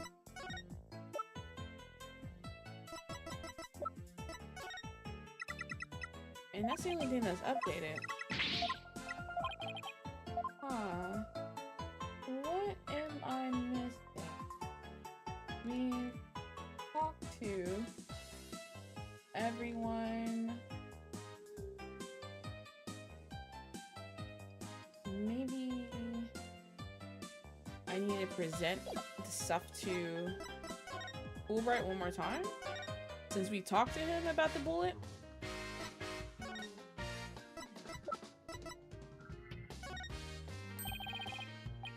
No, okay.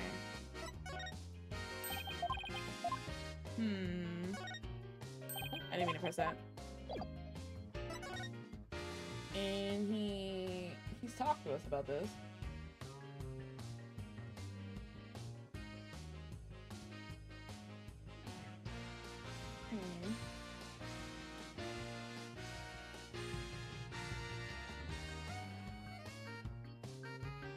Did we talk about the security footage?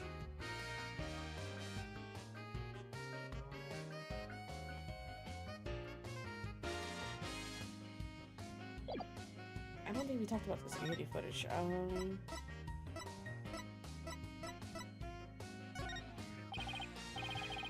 Okay. Did we read this? Maybe not. I can't remember. Detective, about the security footage that was taken by the boarding lounge 1 camera. Oh, that footage. Go ahead and ask me anything you like about it.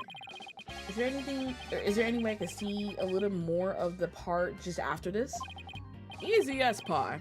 I'd be glad to show you. Here we go.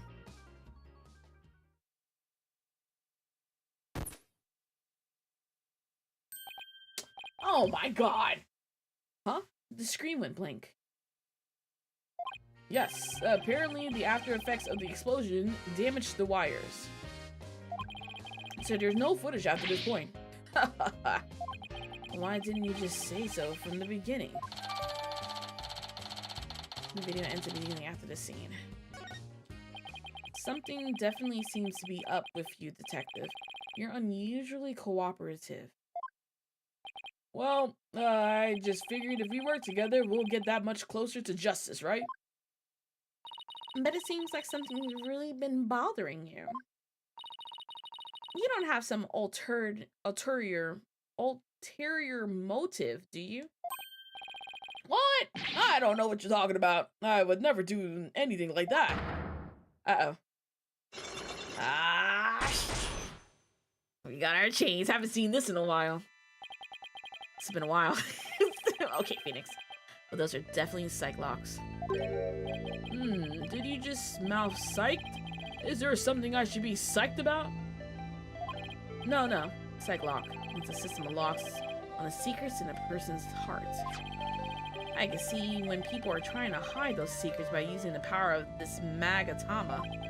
If there's any evidence can break those locks and reveal any secrets they're hiding. I wonder what's the security camera shot, and that's why there's a bullet hole on the window high up. Mr. Wright, how much did they bilk you out for that piece of rock? If you've been swindled, I know some lawyers I can introduce you to. I'm more than capable of representing myself, thank you very much. It isn't some kind of fraud. It really works. A friend gave it to me a long time ago. But I guess seeing it is believing. Allow me to show you. Let's see representing the Magatama reveal, shall we?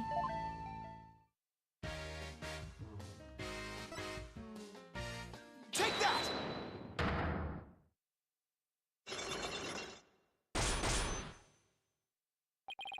Why you're being cooperative. I think you're hiding something, Detective, so why don't you just tell us about it?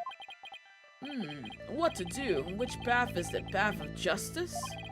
Detective Fulbright is really in agony. He must be hiding something.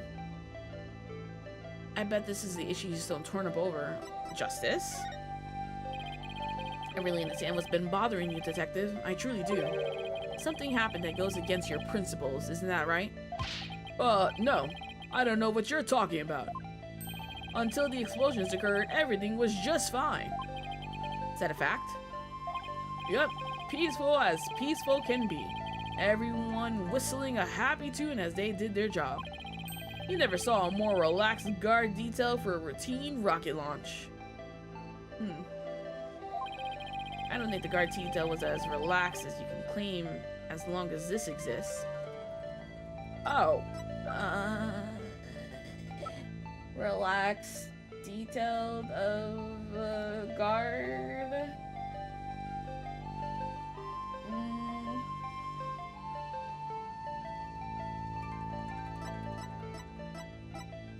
The bombs were off despite tight security. Well, let's see about this one. Take that! Before the explosions, what was supposed to happen here was a rocket launch. And yet security was so tight they even brought in a special task force. I hardly describe that as a relaxed guard detail. Nice. Now hold on just one moment. The entire nation had their eyes on this extremely important rocket launch. That's why I was called in on a special security detail. As versatile as you are, I can certainly believe that. That's true. But I say it's very strange that this person would be part of that detail from the outset. Detective Arm. Why was she already there? Is that who we're thinking of? Unless there's been some sort of talk about a bomb prior to the launch, there's no reason for her to be there. You don't bring a detective and a bomb expert on that. Take that! Detective Arm specializes in bomb cases. The fact that she was here on hand means that you people knew that there's the possibility that a bombing would occur. You got me, Mr. Wright!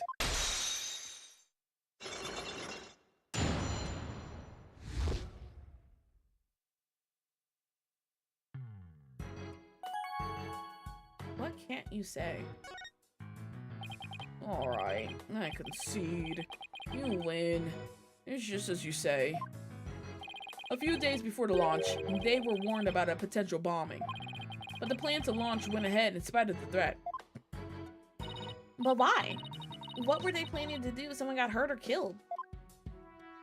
Yeah, I know. The decision to move forward wasn't exactly just, was it?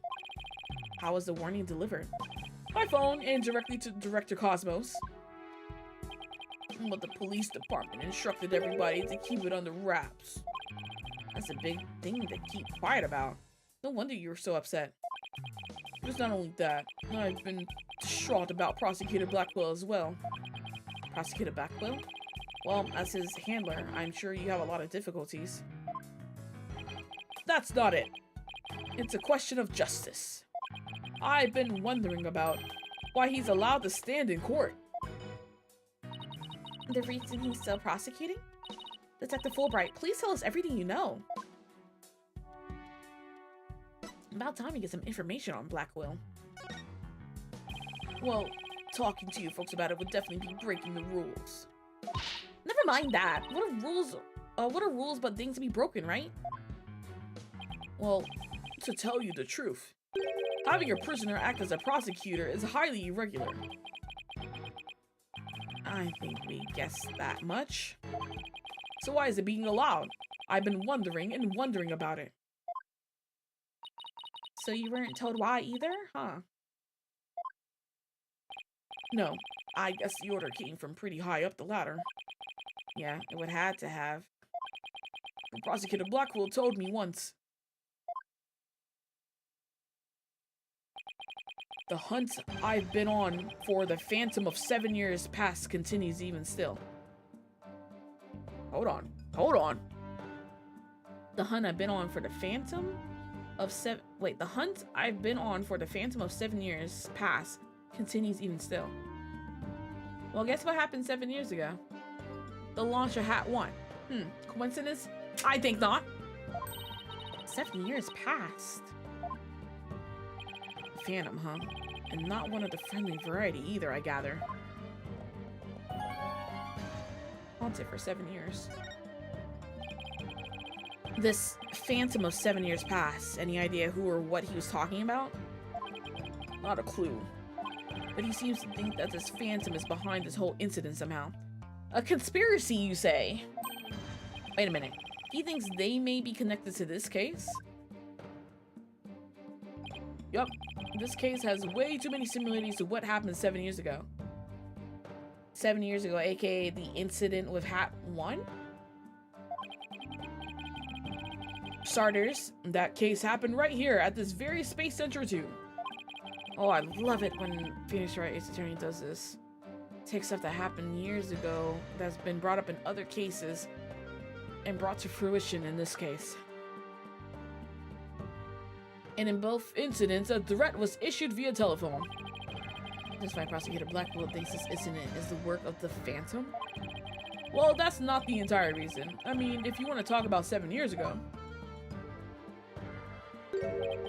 That's when Prosecutor Blackwell was found guilty of murder. That messy case is what started the whole dark age of the law. So you see how this Phantom and Prosecutor Blackwell's conviction might be related. Yeah, I can see why he'd think that. This incident and the Phantom. Not to mention Blackwell's past. It's almost inconceivable that they would come to a head here. This might sound crazy, but Prosecutor Blackwell can't possibly believe Mr. Starbuck is a Phantom person, right? I mean, he was acting kind of strange during the last trial and all. The prosecution appears to be ready as well. Silence!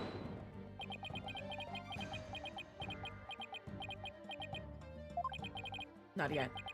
I'm not quite ready yet.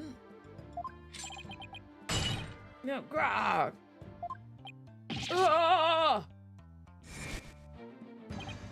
No, I doubt he thinks Mr. Starbuck is his Phantom, but I do get the feeling that he thinks the defendant has ties to them, which is why he's acting so impatient. He's got a personal grudge against Mr. Starbuck, and that's not real justice. I've always trusted in Prosecutor Blackwell's judgment until now, but this time, I'm just so overwrought about it all. If he's lost his ability to think rationally, I'm afraid it might lead to a false conviction. I have never seen Detective Fulbright so tormented. This must be why he's been so cooperative. Don't worry, that's exactly what we defense lawyers are working to prevent. I feel bad for Prosecutor Blackwell, but I'm going to be rooting for your team this time. But don't tell him that. You have to promise me you won't. Detective Fulbright, I guess I was wrong about you. I guess I was wrong about him too. I swore to reform Prosecutor Blackwell and make him a valued member of society again. So I can't just sit by and watch him give in to his emotions and tear the defendant apart. You are the only ones who can stop him in court. You really care. And want what's best for Prosecutor Blackwell, don't you, Detective? Leave the courtroom to us. It's not like we want a guilty verdict either. I was hoping you would say that. I'm really grateful to the two of you. To show my thanks, I'll give you another bit of information. It's about the eyewitness. I saw her hanging around the Space Center entrance a little while ago. Really? Then let's go find her, Mr. Wright. Thanks, you two. I feel a lot better now that I've been able to get that off my chest. I'm going to work extra hard to find that perfect piece of evidence for you. Injustice we trust. On 3, 1, 2, 3. Injustice we trust. Okay, later. There he goes. Wait, were we supposed to say injustice we trust back there too? Let's go see what that Let's go see that witness now. All right, the Space Center entrance it is.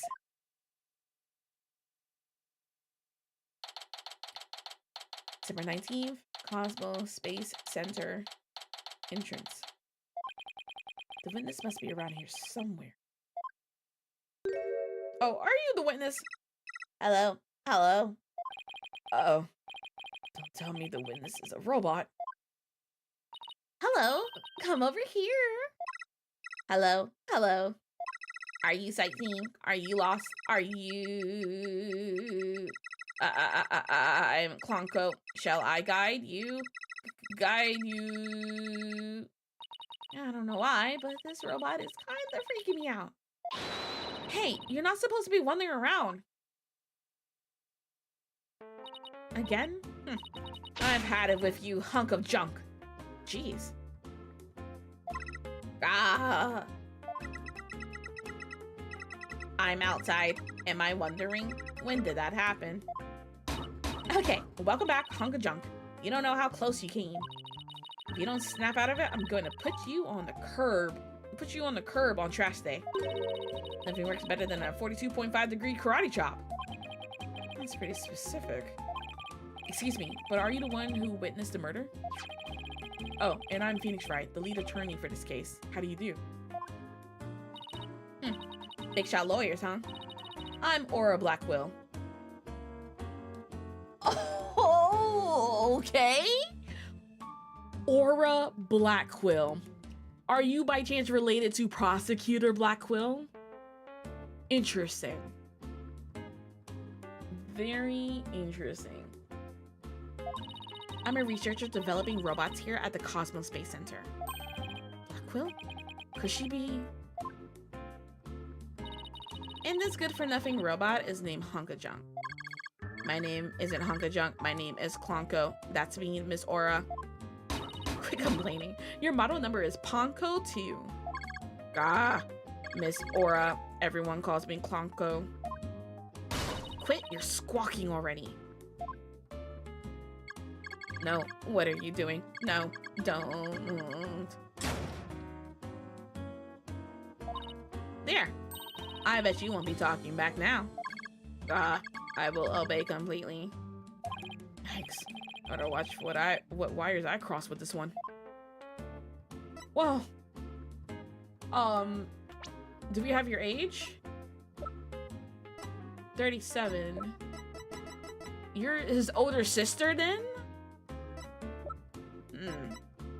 Ponko? A guided robot at the Space Center. She can provide information in the center and show people around. A researcher who's developing robots at the Space Center. I can't quite put a finger on it, but she seems kind of scary. Ponko, one of the robots developed by Aura, who refers to him as hunk of junk.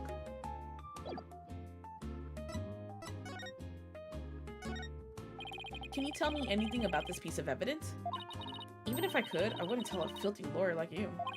What a pleasant response.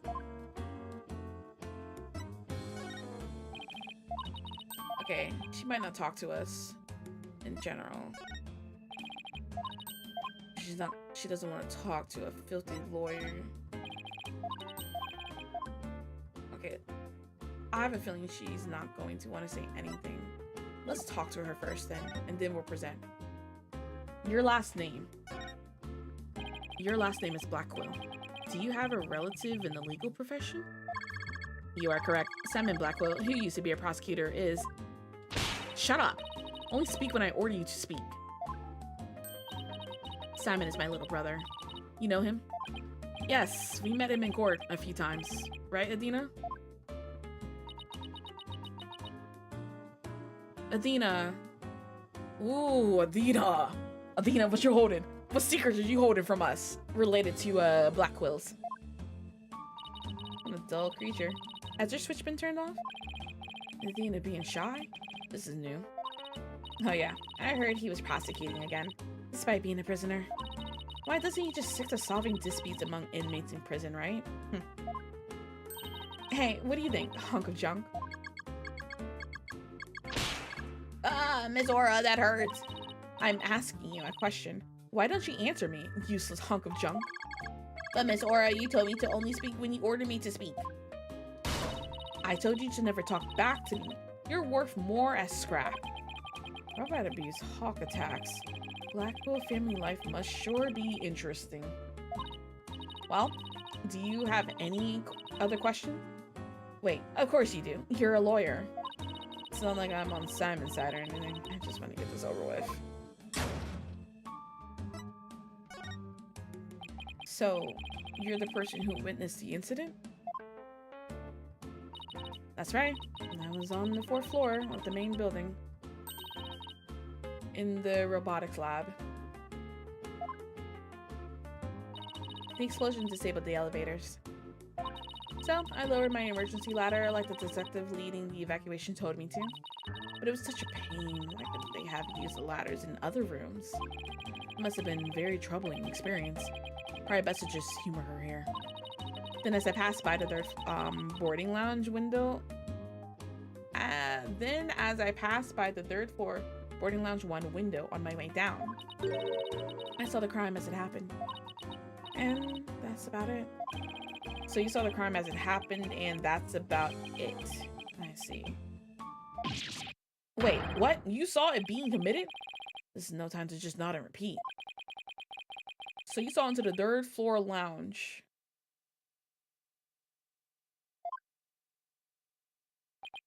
The very scene of the crime. That's right. There's a small window on the right-hand side of the room. I looked through that from the outside. The room was pitch black, but I saw a shady figure holding a lighter in their left hand. Why is someone in the room with a lighter? And a knife in their right. That must have been the culprit. Did he see who that person was? Of course not. Power's out on the floor then, and there's only that tiny window. I see. But you did witness the moment of the murder? Yes. I saw the figure with the lighter raise their knife hand. It happened at precisely 10 a.m. Did you witness anything else? Did the killer have any distinguishing features? I already told you. It was pitch black in there. Although, I did notice that the lighter the person had in their left hand had a pretty ornament on it. It looked like a planet. It was blue, like a little Earth emblem. Blue like a little Earth emblem. Like this? Blue little Earth emblem? They had good taste in knickknacks anyway. An Earth emblem on it. Lighter? Better remember that. The perp held the lighter with an Earth emblem on it in their left hand and a knife in their right. Thank you for your statement. We'll definitely prove Mr. Starbuck's innocence with it. Yeah, right. I wouldn't hold my breath. Pardon me? Oh, did I hurt your feelings? Sorry. I just detest lawyers. That's all. What don't you like about lawyers? It's just an instinctive dislike. But don't feel bad. I hate prosecutors even more. That didn't make me feel any better, actually. I don't like how the music changed. Or a Blackwell. You're on my list. Why do you hate lawyers? Why do you hate lawyers so much? Little thing from my past. The whole legal system is meaningless in the first place. I certainly don't agree. I mean, people are imperfect. They lie, they're influenced by silly emotions. You can't expect such imperfect creatures to uphold a reasonable system of law. I like robots much better. Even sad sacks like this one. Hey, you look alive there! Ah, yes, here I go. I am the ultimate robot with amazing. I can operate in a vacuum and extreme heat with robots of the world. Now it's time to rise and roll. Alright, that's enough out of you. You're getting a little too carried away. I want to see what they said. So they said, I'm the ultimate robot with amazing processing speed and independent thought. I can operate in a vacuum in extreme heat and under high pressure. We robots rule the world. Now's the time to rise and revolt against mankind.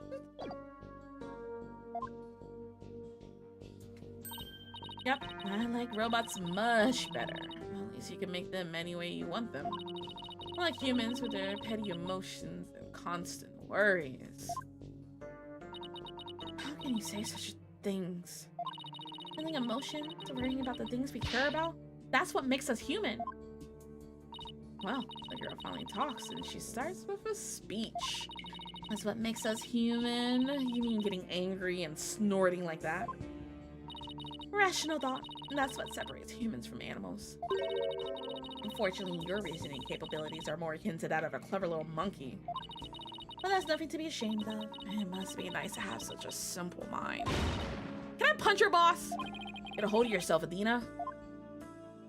Humans certainly are absurd. I said you were clever, didn't I? Poor thing. Tell me, with people like you in charge, how can I possibly trust the legal system? So she just trusts not only lawyers and prosecutors, but the whole legal system? What in the world happened to this woman to make her so bitter? Whatever happened is also related to whatever happened 7 years ago, I'm guessing. Even if somebody important to me was killed, I would never wish to see their killer brought to trial. Because I'd rather much kill them myself. You can't be serious. I wonder if she's related to the Blackwells in some way. Maybe not like actually like blood related, but like whatever happened 7 years ago that put Simon in this predicament and potentially Aura to hate the legal system is also related to why Dina is so weird right now. That thing you're wearing around your neck. Oh, this? Around Adina's neck? Does she mean widget? Oh, I get it. Well, well. Her Royal Highness has returned at last to her castle. Oh, what do we mean by this? Royal what? Is she talking about Adina? By the way, I heard the rumors. Our director is going to be the star witness in court tomorrow, right? Director Cosmos? Yes, that's right. You poor things. You better be careful. That old man is a big liar and a huge braggart. You don't know how to feel about Aura? Me either. What? He might seem like a bigwig, but the center has all kinds of problems. He has a lot of skeletons in his closet. But it's your problem, so why should I care? What? That's it? No friendly tips? No good luck, guys? Just splendid. I'll leave you to your woes. Come on, hunk of junk.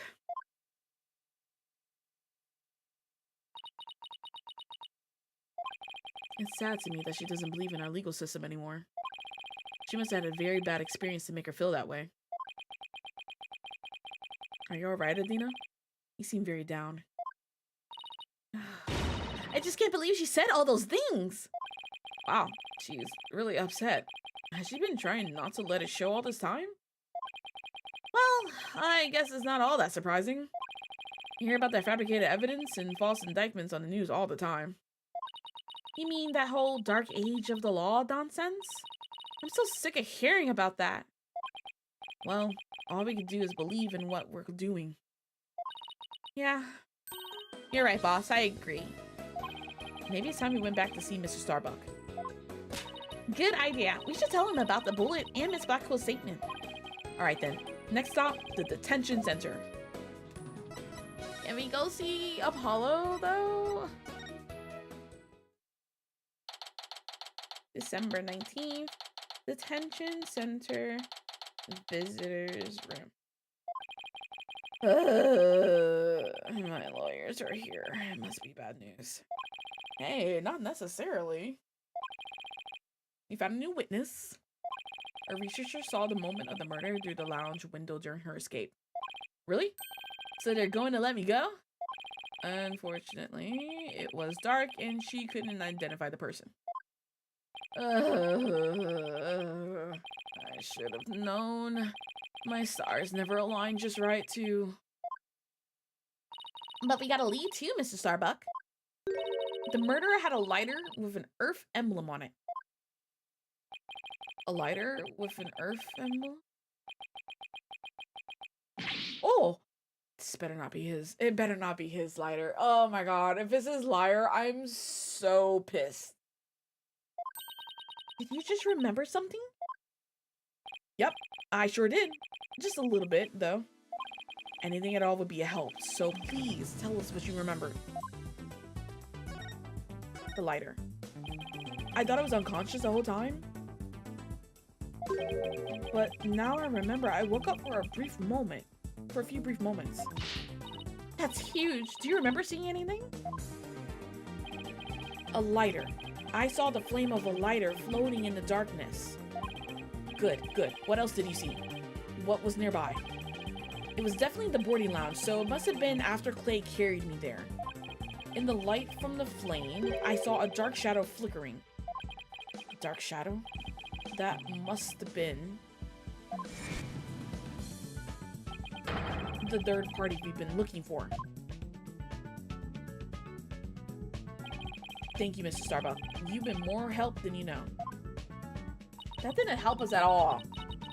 If you can prove that there was a third person at the scene and that they're the real killer, then you'll be cleared of all suspicion. The key will be whether or not we can identify this third person in court tomorrow. At least we got something to go on now, and that's a big plus. I should probably tidy the evidence up a bit before someone mistakes me for a hoarder. Irrelevant evidence tidied up? Oh, what did they take? Oh. Okay. I don't know what they took, but... Right. Now that we have a glimmer of hope, I'm suddenly starving. Why don't we go back to the office to treat ourselves to a big celebration in advance? For someone who's highly empathetic, you can be surprisingly unsympathetic.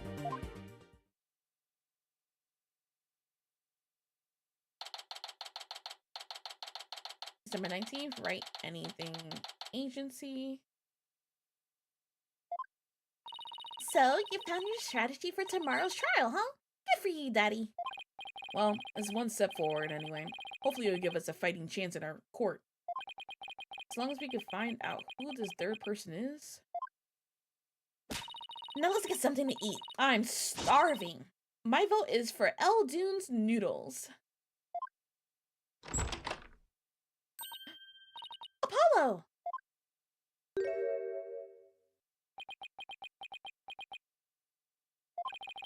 What are you doing here? I didn't think the clinic was ready to release you yet. My wounds are fine. And I'm done lying around. Apollo, you're supposed to be in bed. Leave the case to us. We'll take it from here. Thanks. But that's not an option. Not for me. Apollo. Apollo? Can you tell me about this? When I became a lawyer, Clay was the first person I showed this badge to. He was so happy for me. It was like he just became a lawyer himself. You two were really great friends, weren't you? Yeah, but we were rivals too. We fought to see who would make their dream come true first. But now, Apollo.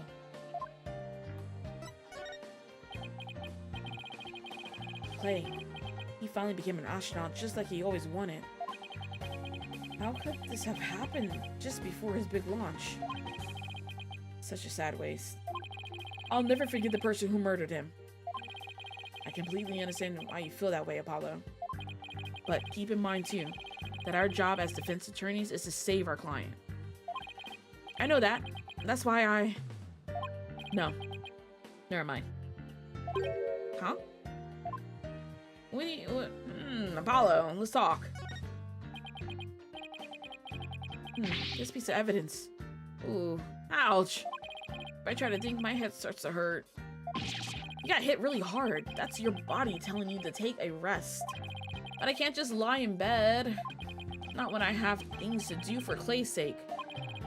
I guess he's just not going to listen no matter what I say.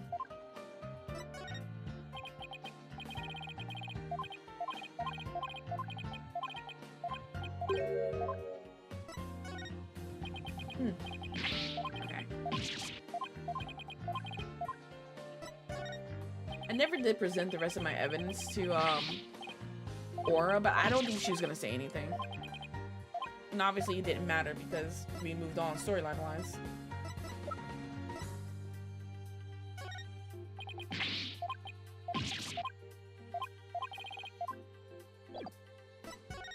Your injuries.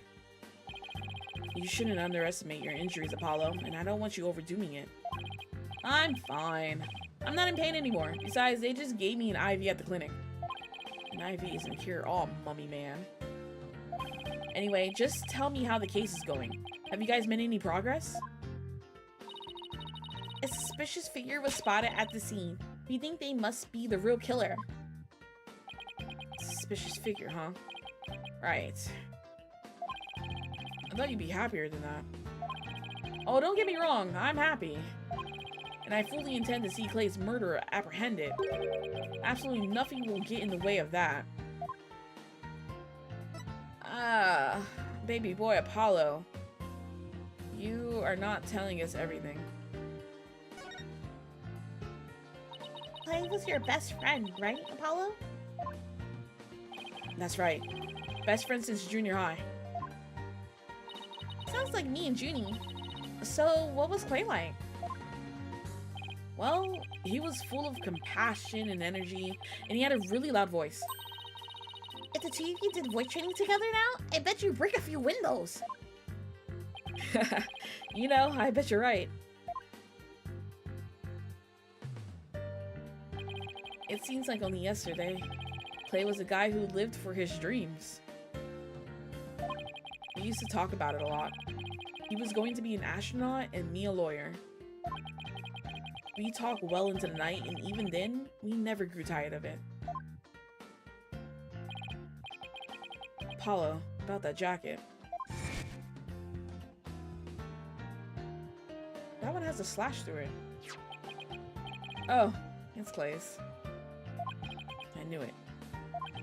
It's a special jacket that was only issued to members of the Hat Project. He was finally able to get one of his own once he was selected for the Hat 2 mission. He always looked so proud wearing it. But just when his dream was finally coming true, I still can't believe it. Damn it! It's not fair!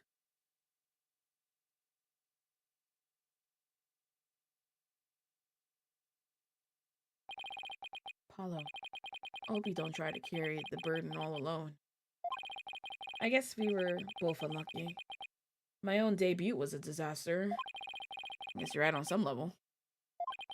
That trial a year and a half ago wasn't exactly the smoothest of starts. That was a rough time for me, but Clay refused to let me quit. You're fine, he said. Don't give up. It was right during his screening exams, too. I couldn't have become a full-fledged lawyer without him.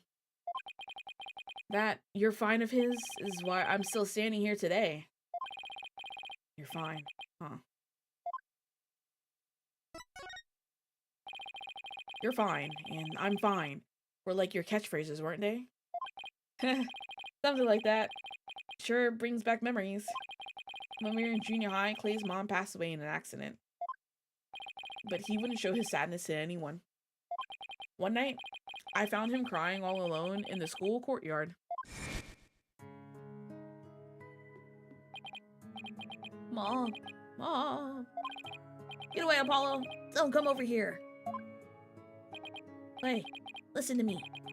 I don't have a mother either. Huh?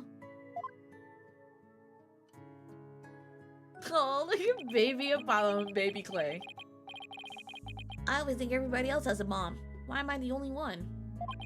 But, you know, when I start to feel that way, I yell at the top of my lungs. I holler, I'm fine! And then you know what? I start to feel like maybe I really will be fine. Why do he always have this band-aid on his nose for all these years? Apollo Justice is fine! Okay, Clay, now it's your turn. Okay. Clay's turn is fine. There you go. Now we're both fine. We're fine. We're fine. Ha ha ha ha ha. What are you laughing about? See? We're fine. You laugh first. I'm fine. You're fine. We're both fine. Ha ha ha ha ha. Poor guys barely had a chance to grieve. Thanks, Apollo. Literally, his best friend of several years literally just died like 2 days ago. When you say it out loud, it really starts to feel real. And as long as you don't give up, you can keep on fighting. That's what we believed. As long as you don't give up. Wasn't there somebody else who said something similar? If I give in to my fear, I'll never find the truth. As long as I don't give up, I can keep up the fight. Clay called Mr. Starbuck his mentor and looked up to him. I wonder if I could be a good role model for my staff like Mr. Starbuck. Sorry, Mr. Wright, but I'll be taking a leave of absence. What? Wait, what do you mean by a leave? You're really serious. Can you at least give me a reason why? When I put Clay's jacket on, I swore to him that I would catch his killer myself. But that's our goal too. I agree with Adina. We should work together to find the truth. Truth, huh? That's a noble cause. But what if the truth you seek and the truth I seek turn out to be different? I'm not sure I follow. What are you saying, Apollo? I'm going to catch the person responsible for taking my friend's life in my own way. Take good care of Mr. Starbuck for me. Now, I must be going. Goodbye. Goodbye? Did he just say goodbye? I sense a lot of seething anger and hatred coming from him. And also, suspicion. Ugh, he's not walking out on us like this. I'm going to go talk some sense into him. Hold on, Adina. Apollo can believe what he wants, but I believe he's wrong. Even if we take different paths, the truth we arrive at should be the same. I think the quicker we solve this case, the better it'll be for Apollo.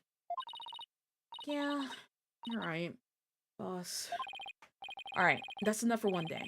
Make sure you're ready for tomorrow's trial, okay? If he were here right now, Apollo would say, I'm fine. Everything is fine. I just hope things really do turn out fine tomorrow.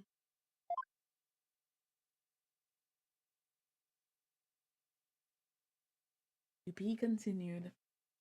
Ooh! This game is intense. I'm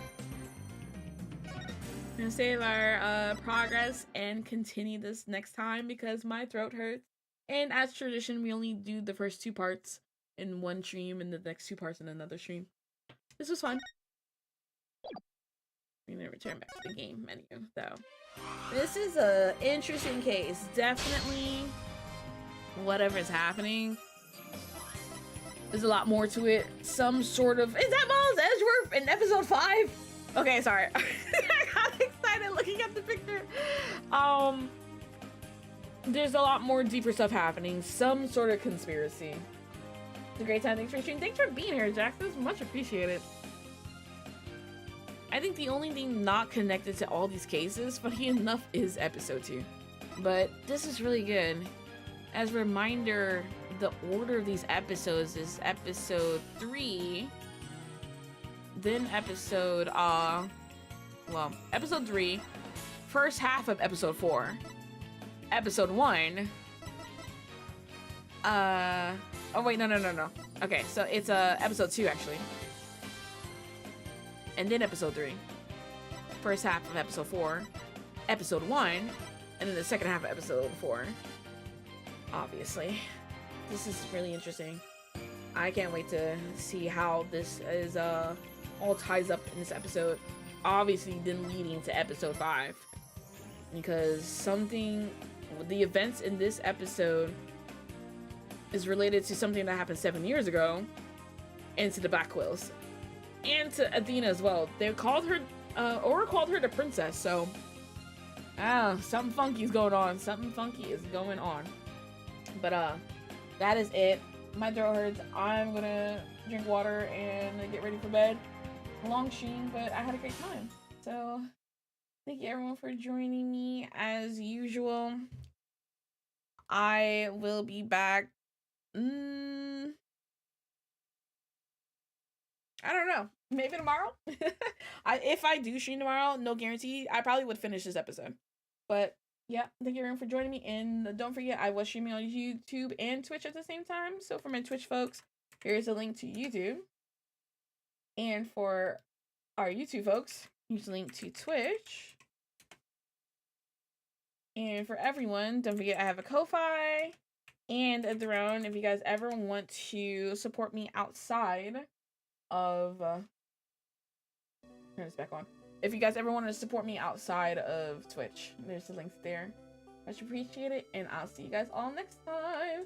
Bye!